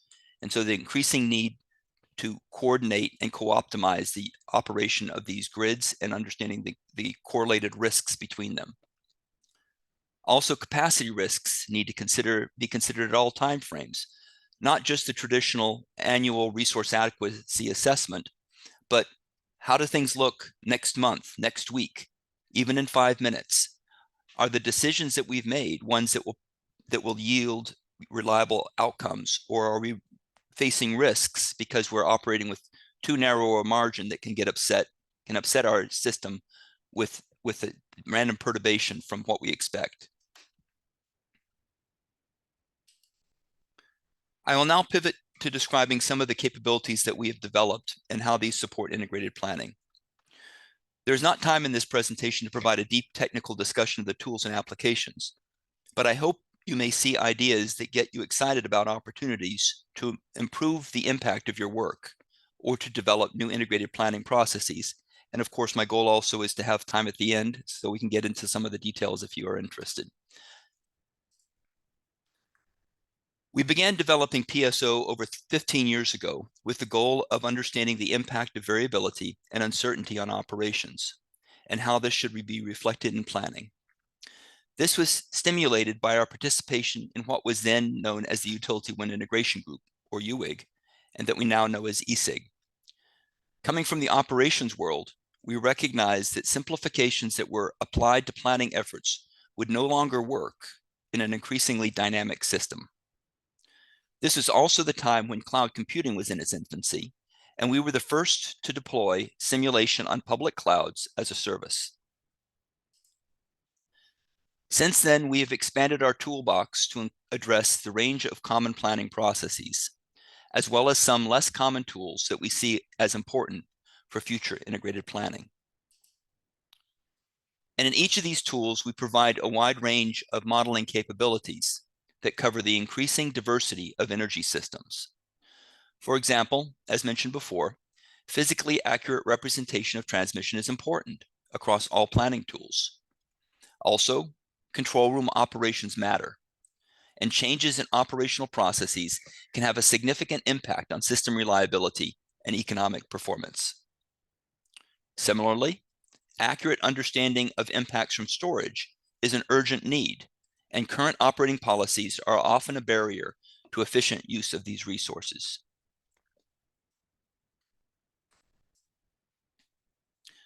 Going back to our earlier presentation on how to improve the efficiency of integrated planning, we have developed tools that are flexible, efficient, and accurate. Because they are provided on a single platform with shared data and assumptions, integration across tools and energy systems is far simpler.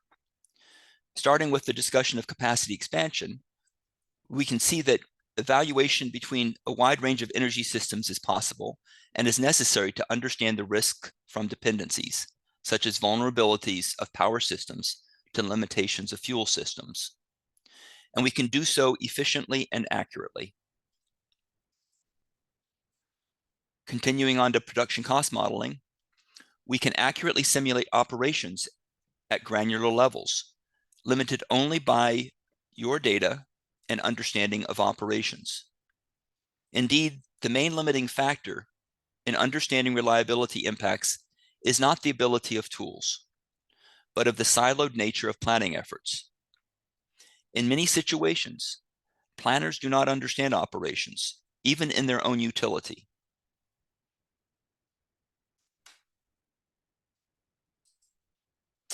And finally, with resource adequacy, we provide a flexible platform that can perform the traditional annual analysis with unprecedented detail and accuracy without needing to predefine reliability scenarios. This can use the same data used by production cost models to solve a wide range of unfiltered scenarios. This is accurate and efficient, even at large scale, with the use of sophisticated filtering and important sampling methods. This also allows full economic evaluation of resources and their performance. It can also evaluate risk and reliability in a wide range of new environments, including risk associated with decisions in operational timeframes, whether weeks in advance or 5 minutes from now. Also, identification of reliability scenarios that can be used to feed stability analysis evaluation.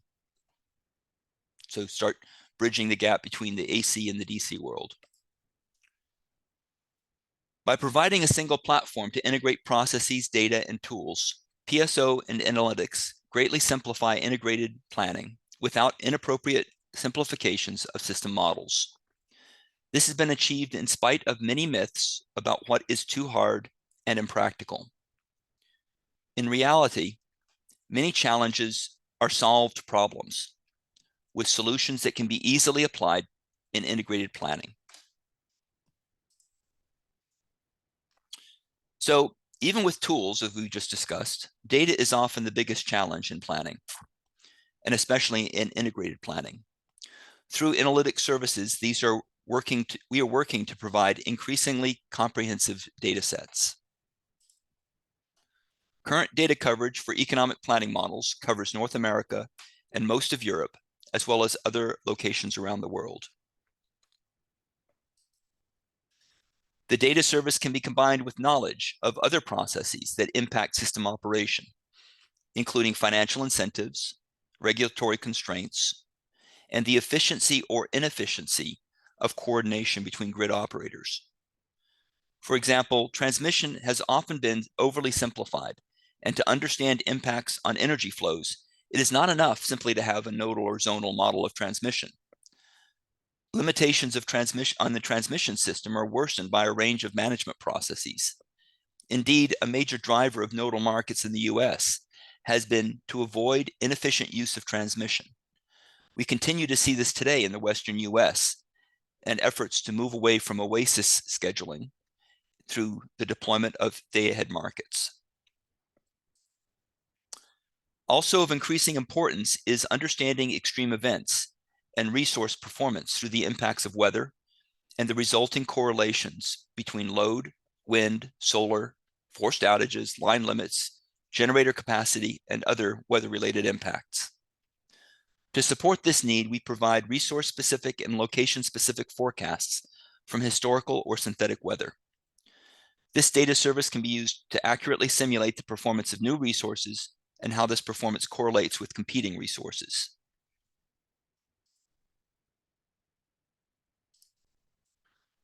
Finally, even with tools and data, we also need process, and we provide a range of deployment options to support both operations and planning needs. PSO can be deployed as an integrated component on a customer platform. It can be deployed as a standalone application to support user analysis independently, or as a cloud service through analytics platform to allow rapid turnaround of studies or large volume throughput needed to support operations processes. To support these various deployments, licensing is also flexible and can support a wide range of user applications. As an example, many customers use PSO as a cloud service through analytics. This enables efficient management of case data across a wide range of scenarios, fast parallel computing for rapid turnaround, so you don't have to wait days or weeks to get the answer before moving on to the next step in your process, and flexible results processing to manage the vast amount of data that can come from integrated planning studies. So with that, thank you for your attention, and I welcome questions, and I think we should have time. Great, thanks so much, Russ. That was a lot of terrific information and material presented there. Appreciate that. Folks, if you have questions for Russ, please use slido.com. And the code today is ESIG-IP28, which you can find in the chat. Russ, just to start off, could you talk a little bit about, to the extent that the tools that you've developed at Polaris, to what extent can uncertainties be captured in your tools, and what types of uncertainties and how would you capture them? Yeah, that's a good question. I saw that in the chat earlier. I think it was meant for all the speakers. Hopefully, we'll have time to talk about it more.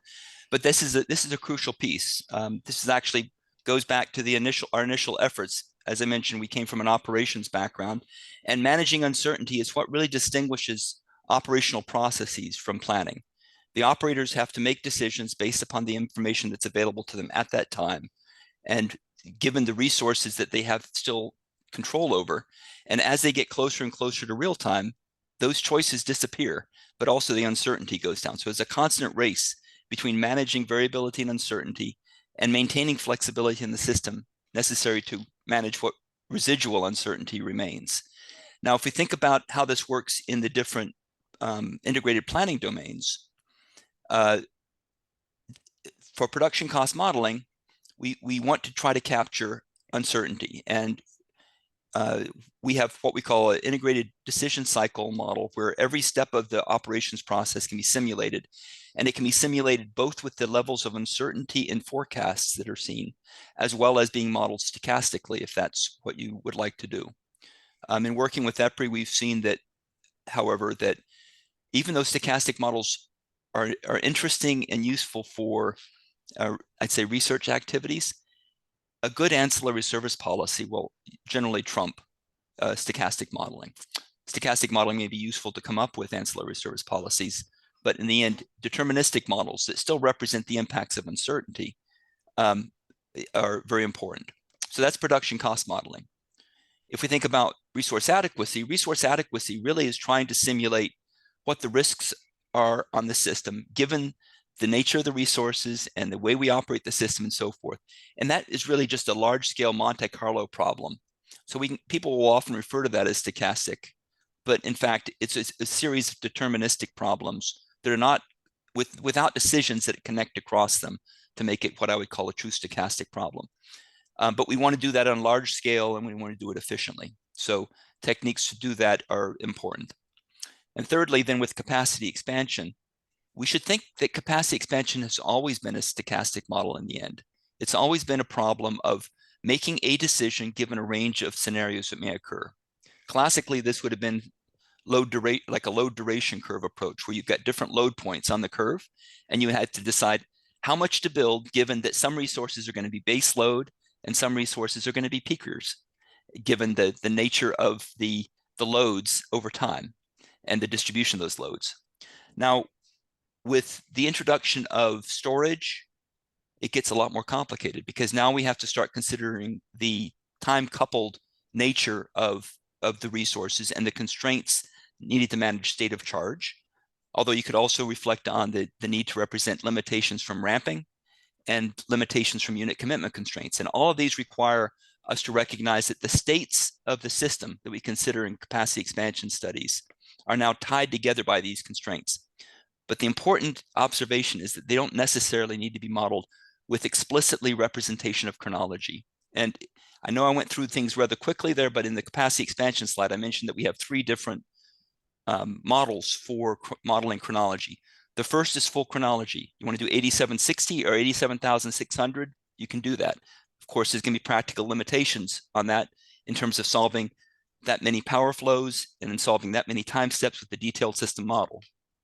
But if you want to do that for, say, certain system simplified models, you can do it. And that would be similar to what, say, Form Energy would do through its formware in looking at long duration storage that they provide. The second approach would be what we could consider the representative day, representative week, representative month kind of formulation, which I call semi-chronology or elliptical formulation, because we're essentially setting the initial values of each day equal to the end values of each day, and then representing hour to hour through that day. But the third approach that we've introduced is an extension of that kind of thought about representative day, representative week, by going to what I call implicit chronology, which has the advantage of having better performance because of the mathematical structure of the constraints, avoiding the daisy chaining of decisions from hour to hour, while still capturing the constraints over time and over scenarios in moving energy from one set of scenarios to another set of scenarios. And that opens up the door to deal with not just short-term storage, like with lithium-ion batteries, but also all other storage effects, whether we're talking about long endurance energy storage, or we're talking about fuel constraints or emissions constraints.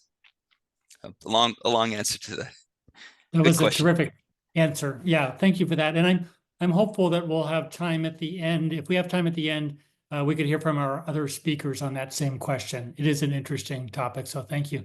Thanks, Russ, for the presentation and for tackling that important question. We're going to move on at this time to Clayton Barrows and his team at NREL. Go ahead, Clayton, the floor is yours. Can you hear me?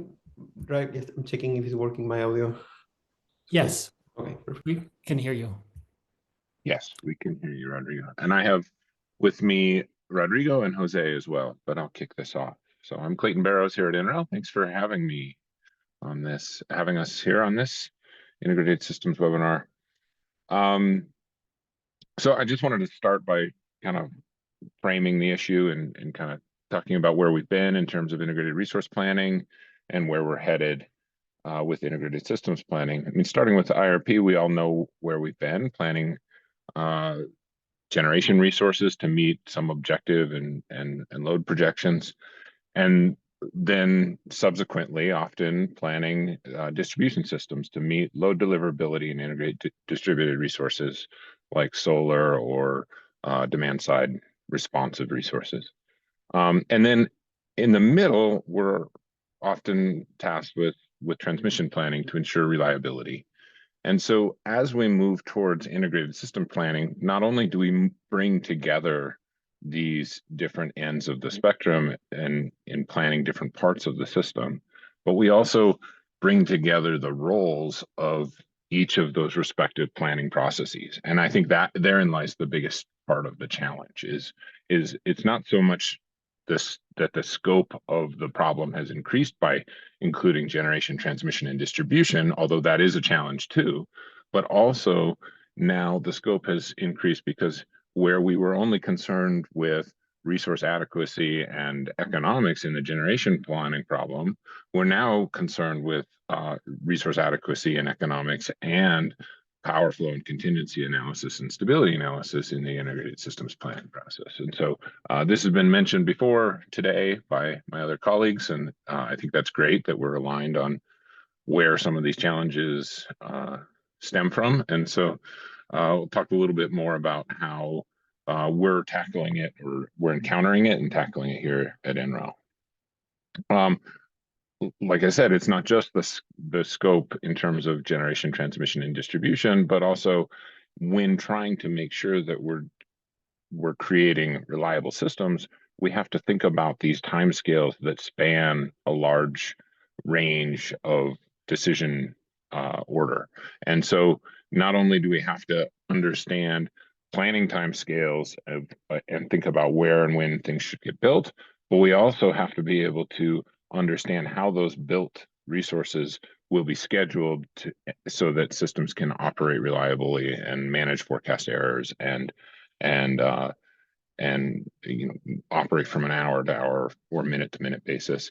And then finally, how those operating schedules are going to respond to the different realizations of wind and solar and load and perturbations that could occur with different contingencies and events on the system. And so we need to be able to simulate each of these processes within a coherent set of tools and models so that we can understand the impacts of planning decisions. And that is what I think of as the challenge of integrated systems planning, is not just the generation, transmission, and distribution planning, but now also the understanding the reliability and stability of the resources that get planned on the system.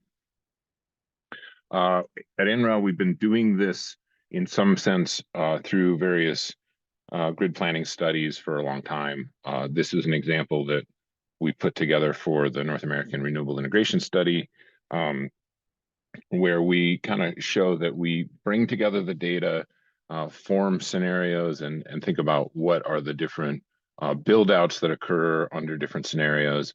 And then more and more, we're doing this evaluation of how the systems perform from a reliability and an economic perspective with production cost and reliability and stability models. And so this sort of workflow really translates to this like spaghetti map of tool and model interactions that that passes data between each of them. This example is from the LA100 study. And the point here is that each of these connections is an enormous amount of work.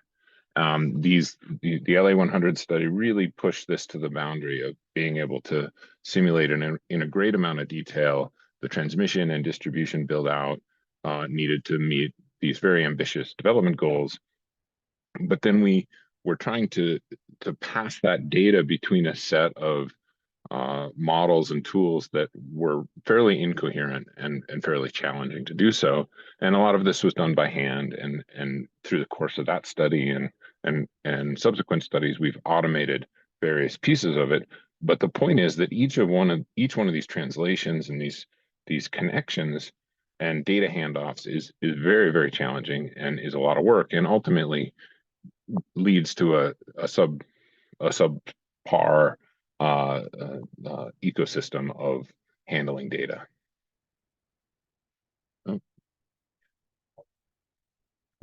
So in Sienna, we've tried to tackle some of this by creating a similar ecosystem to what Russ described. So by creating a coherent data structure that can be used across different modeling domains, we are able to resolve some of these challenges. That way, we're able to express a system representation in data that can be used to evaluate what expansion decisions look like, and then be able to understand what those expanded systems can do in terms of scheduling, performance, and production cost modeling, and then ultimately what those set points lead to in terms of system stability and contingency analysis.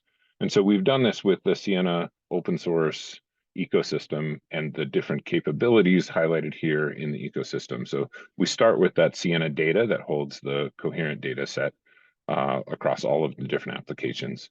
And then Sienna Invest is our emerging capacity expansion modeling capability, really used for portfolio optimization and mostly for discrete project evaluations. And then Sienna Ops holds most of our production cost modeling capabilities, and Sienna Dyne is a full dynamic simulation capability.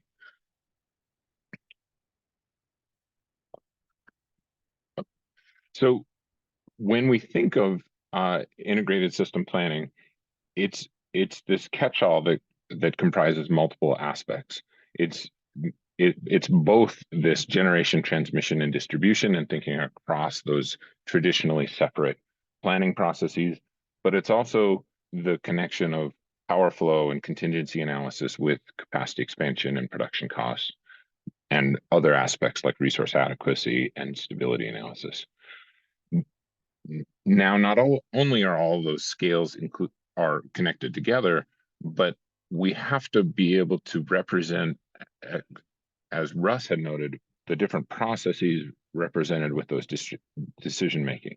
And so that includes representing the processes by which these resources are going to be developed and then operated. And so thinking through the stakeholders that are involved, whether it's the different utilities and system operators, or the community advocacy groups, regulators and government agencies, but understanding how, and developers, but understanding how each of them are going to be interacting with this planning process and using the results to make their decision making can help us understand how to integrate their role in the integrated system planning process.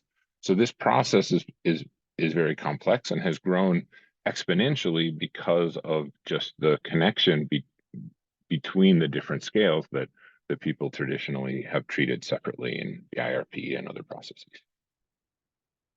So now we can step into some lessons learned. I'll hand it over to Rodrigo to present the first couple of these. So go ahead, Rodrigo. Yeah, thanks, Clayton. Yeah, as Clayton mentioned, I just want to talk a little bit about our lessons learning making this work. Yeah, starting with data handling. So for context, currently, I guess we're working on a project on integrating capacity expansion tools and results, in this case, like from GenX into our PCM engine in Sienna, right? So this helped us to identify key challenges, I will say, in data handling for modeling purposes. The first one, I guess, is that most of the data that you have comes from in different files. For example, I don't know, PSC raw files or MAT power files for network information. EA dataset for prices and costs, ATV dataset for future technology information, etc. Right? And the solution that most, I guess, capacity expansion tools use is to generate a bunch of CSV files that represent the case that you want to run. And yeah, the problem here is that a lot of assumptions and validations are done in this process to generate the CSV files that are passed to different analysts. And what happens is that most of the time this process is not repeatable, right? You end up with a case that you may not know where it comes from. And in many cases, different analysts will end up with different data cases, right? So running different simulations and scenarios. So yeah, next slide.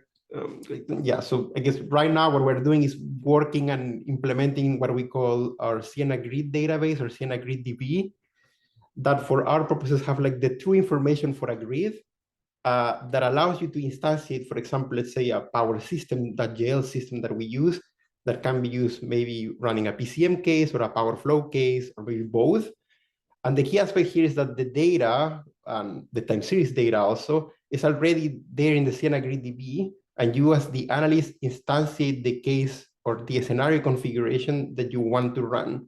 And this has helped us significantly in achieving reproducibility, as the original data comes from a common place, and the scenario configuration can be properly shared, right? So the code used for this case development is common for every analyst, and the assumptions of the data are clearly conveyed, I guess, to the user at the end.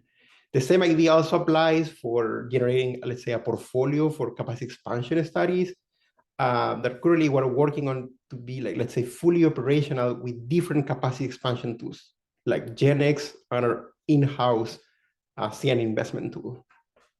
Next slide, Clayton, please. So yeah, I just gonna continue more lessons on data handling, more about like tools and challenges that we've been dealing in, I guess, any development, right?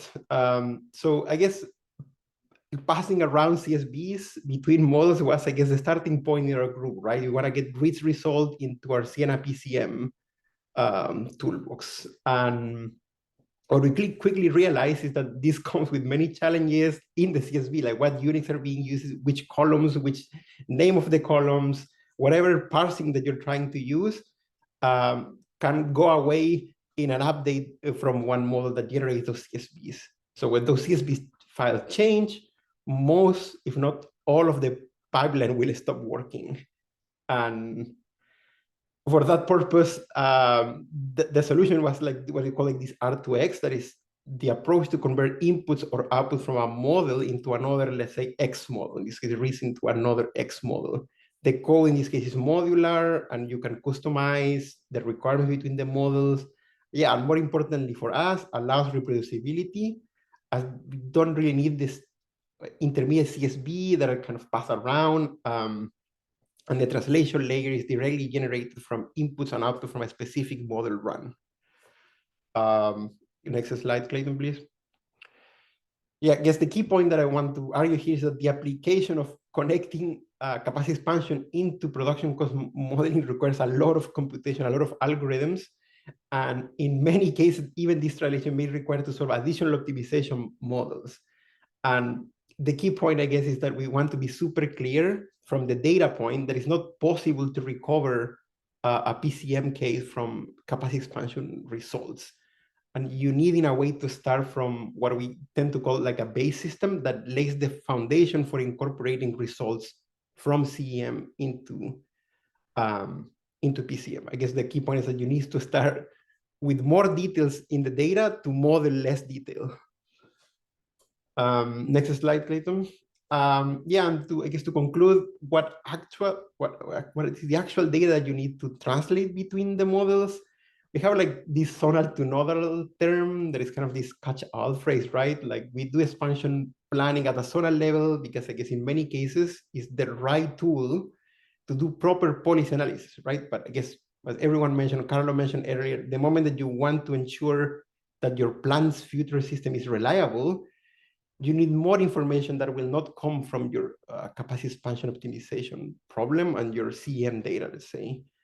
For example, I don't know, which and where specific plants or units will be built for a specific technology result or that your operational reserves model maybe are not compatible, and hence it's not possible to have consistent data. So you need to, I guess, rethink which reserve model you have to use between the models. Hopefully you can simplify rather than make it complex. And I guess the same approach for transmission planning. An area interchange or a transmission path is not enough to determine which and where the actual transmission line will be built, and how, I guess, the effective capacity with the continuous analysis will be, right? So it's not a trivial thing. And we haven't even talked about like intrazonal capacity if you're modeling. Solving any of these problems requires more information that is not available in the CM tools. And yeah, it's not a trivial task, of course. So yeah, I will leave you now with Jose that will go more in depth in how complicated this can be. Yeah, I mean, thanks, Rodrigo. That like, I'm gonna focus. Go to the next slide, please, Clayton. So I want to look into, actually dive deep into the details, because one of the questions, one of the topics that comes often in these conversations, and is brought up in several of the slides, is like, how do we connect our production cost to our power flow, right? And in these slide decks that we see all over, the E3 ones, the ones from NREL, and so on, we have this arrow, right? And this arrow goes, and I just highlighted it as a red arrow.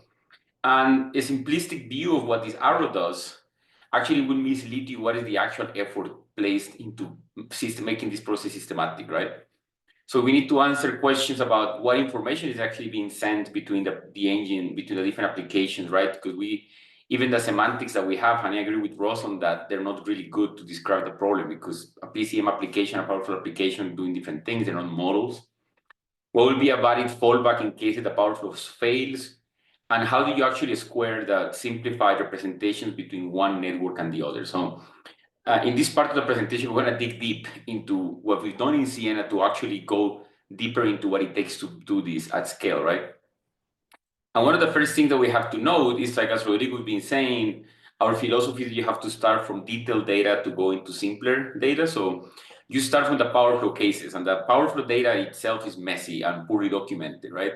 Here's an example of an open issue in Siena that has about almost a year and a half, like more than been opened, that we just managed to close. It takes 18 months to actually figure this out, because we have to understand how we're going to handle in the PCM versus in the power flow issues of like, how are the switch breakers open or closed?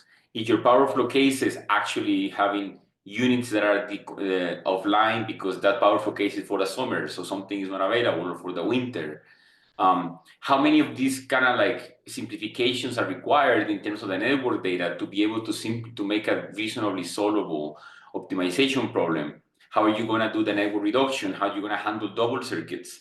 So just the data component of bringing into your PCM the power flow data is a huge lift, especially when you have real life cases. Like if you take the MWG case with 150 plus lines, there's a question of like how many lines of those are radial, how many of those you have to remove, which entities are actually lines versus switch breakers, right? Like in all of these power flow cases have evolved over some time, and it's unclear whether even the load levels in those cases will actually match what your PCM will be, right? And back again, renewable energy generation. In so many of these power flow cases, renewable energy is actually represented by negative loads. So can you map back your PCM to the negative load in the power flow case? And yeah, this is kind of like part of the details that make this process difficult and irreproducible, because in most cases, this arrow is going to apply some type of interpretation of the power flow case for that region or for that file that you got, and this only happens once, right? So let's start by the fact that just building a consistent data model that actually can interpret correctly a power flow case and use it for PCM and apply these reductions and simplification and network data is already a huge task on its own. We go to the next slide, we can look into the next challenge. And I think that the guys from encoord emphasize this, how the usual view of what a PCM to power flow looks like is how you just take the set points from the generators and inject them into your power flow. But in reality, if your unit commitment decommissions a unit, you need to be able to handle the conversion of the type of buses. You have to be able to handle if there's a switch breaker that got operated or not. And if the power flow itself is telling you like over this period of time, we have these lines online or offline. And this consistency about how reactive power gets managed needs to be handled correctly, right? And it even gets worse if you have situations where the committed units are in the reference buses, right? How do I solve my power flow now?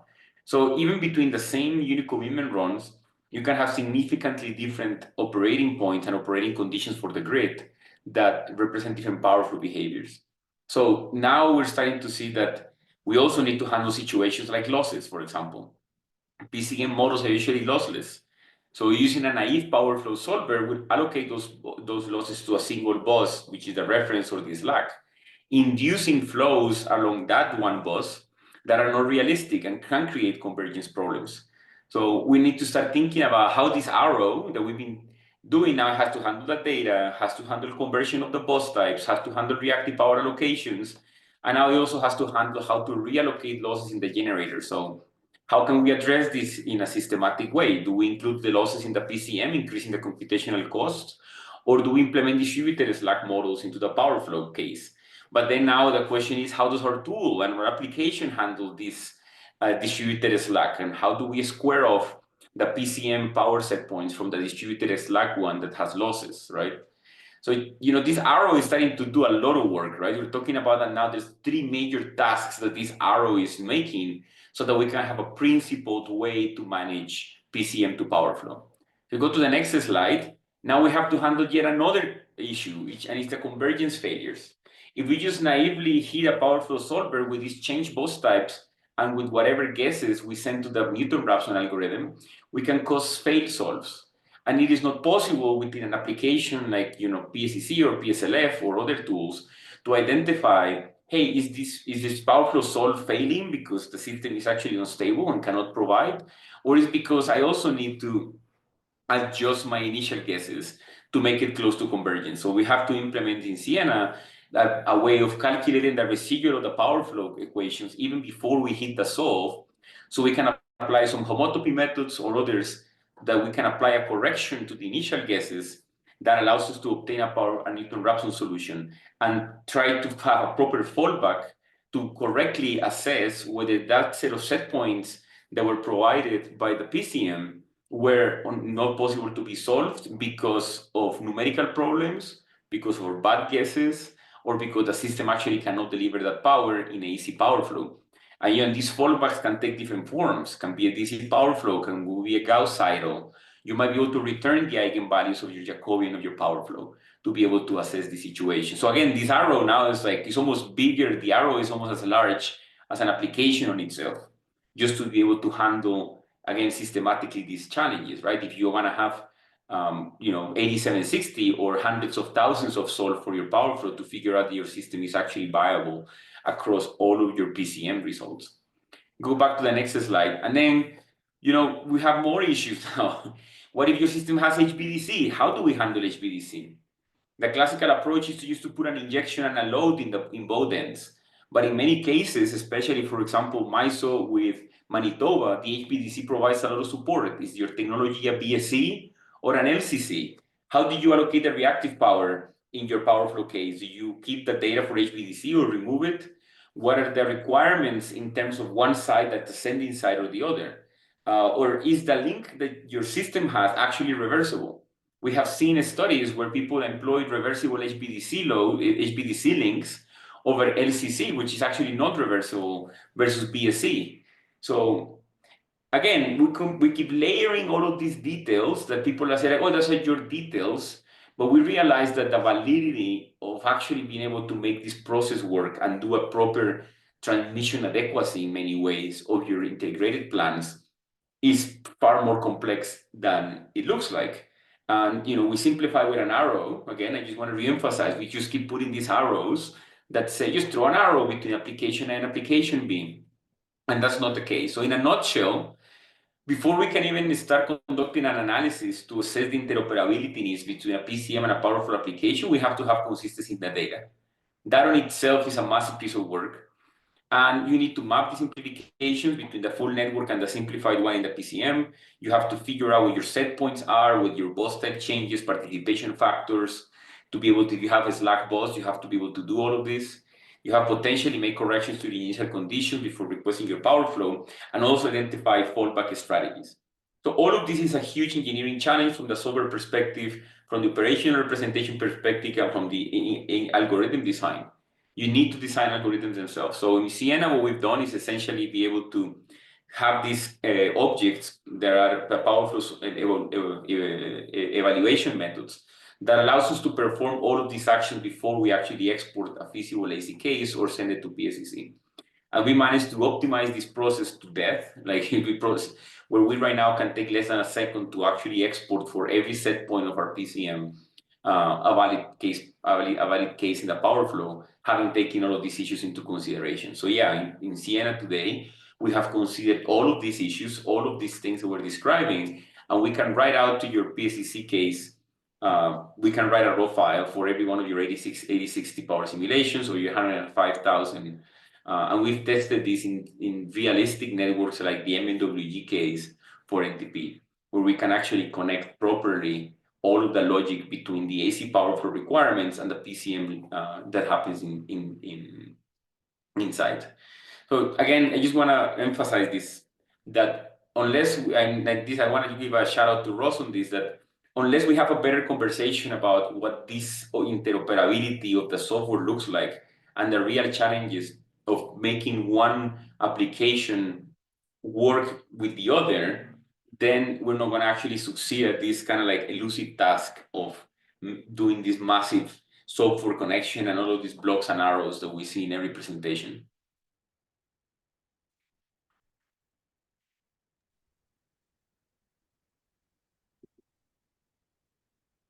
Thanks, Jose. I think that is it. But basically, like Jose said, the last, I think this last conclusion is one that's been emphasized by virtually every presenter here, in that it's really hard to make up data.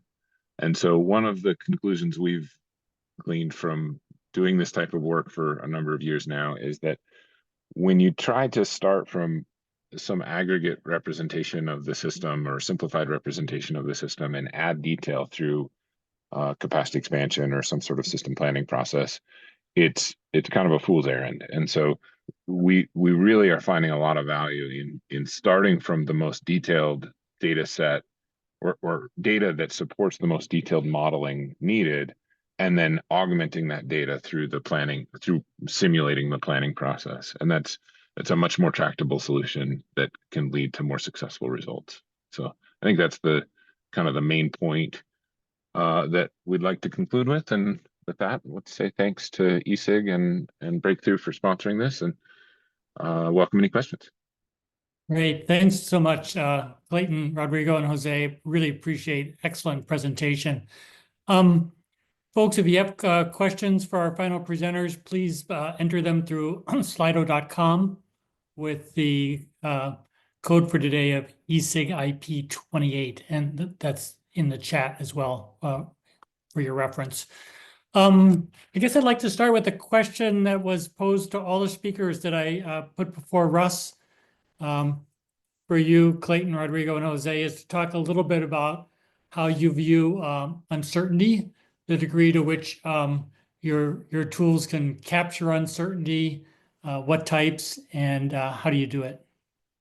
I mean, I think that one of the ways to handle uncertainty is just to make a computational tool that actually can provide results to do multiple evaluations. The grid is evolving too fast and in a range that is too wide, right? We have many problems where, like, you know, your classical old scenario analysis is the one that is going to help you with the uncertainty.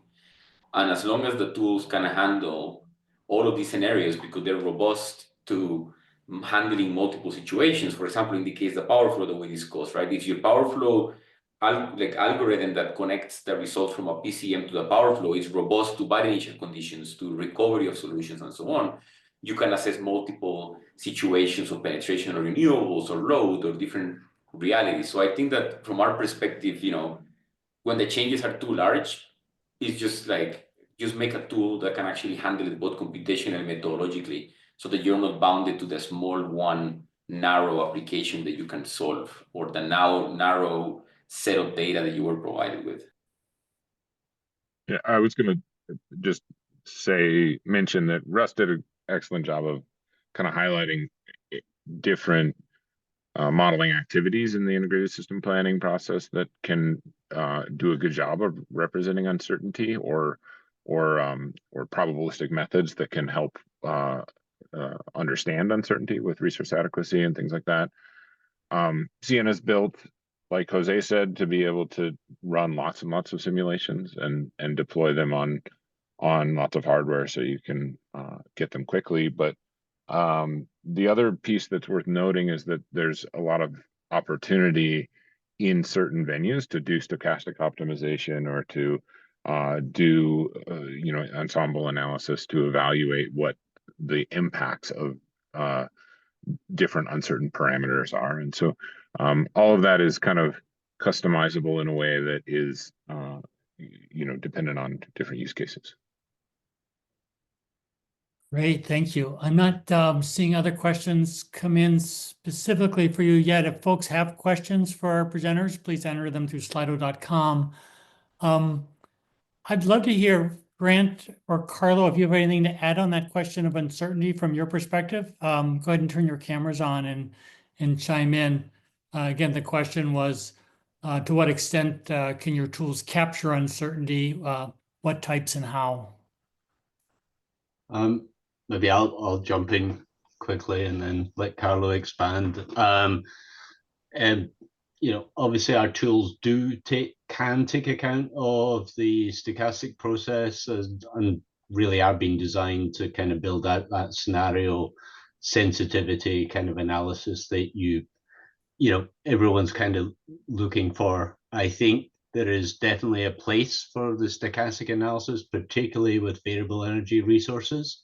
Understanding those underlying risk drivers from the weather variables, how the correlations are across different time steps and different kind of tenors, how the low wind conditions correlate with high load conditions, correlate with it happens to be dark outside. So understanding and building those covariance matrices for what are underlying kind of random variables around that side are very important. And applying the correct stochastic model is particularly important on that side. So it's not just your standard, AR1 models or your standard kind of, Monte Carlo models that we've all been using for 30 years. You do actually have to make sure that you are reflecting the kind of autoregressive variables on that side in a correct manner. So there's definitely a place for a lot of the analysis on it, but to come back to, the other piece to it, you still need the fundamental models to see how the transmission system is changing through time. So, use them in the right context for the right types of analysis you're doing through that side. Great, thanks, Grant. Carlo, anything to add from your perspective in the tools and perspective of your tools? Yeah, I would say in Saint, the way users handle planning for uncertainties by doing scenario analysis. Indeed, Saint stands for Scenario Analysis Interface. And I think key to really capture correctly uncertainty in your planning decisions it's highly dependent on the choice of which scenarios are being evaluated, but also, like Grant was mentioning, considering the correlation that may exist across different externalities. And so Saint allows you to run large number of scenarios and then compare the results across them. But in Saint, we don't have like a stochastic optimization capabilities, for example, is primarily deterministic, but then you can run large number of scenarios and compare the outputs between them to then properly inform your planning decision and understand the risks of potential uncertain conditions. Great, thanks, Carlo. I don't know if anyone heard that crack of lightning. I think a transformer near me just bit the dust. Great. We've had an excellent afternoon here. We're approaching the top of the hour, so we're going to need to wrap it up. I really want to thank our group of presenters today, Grant, Carlo, Wallace, Russ, Clayton, Rodrigo, and Jose. Excellent presentations. As I mentioned earlier, an email will go out to all registrants. Once we have the video file posted, we'll be posting both the video file and the slides for today for people's reference. And for further information on all of eSIG's webinars and meetings can be found at our website, www.esig.energy, under events and in our newsletters and informational emails. You're all invited to attend.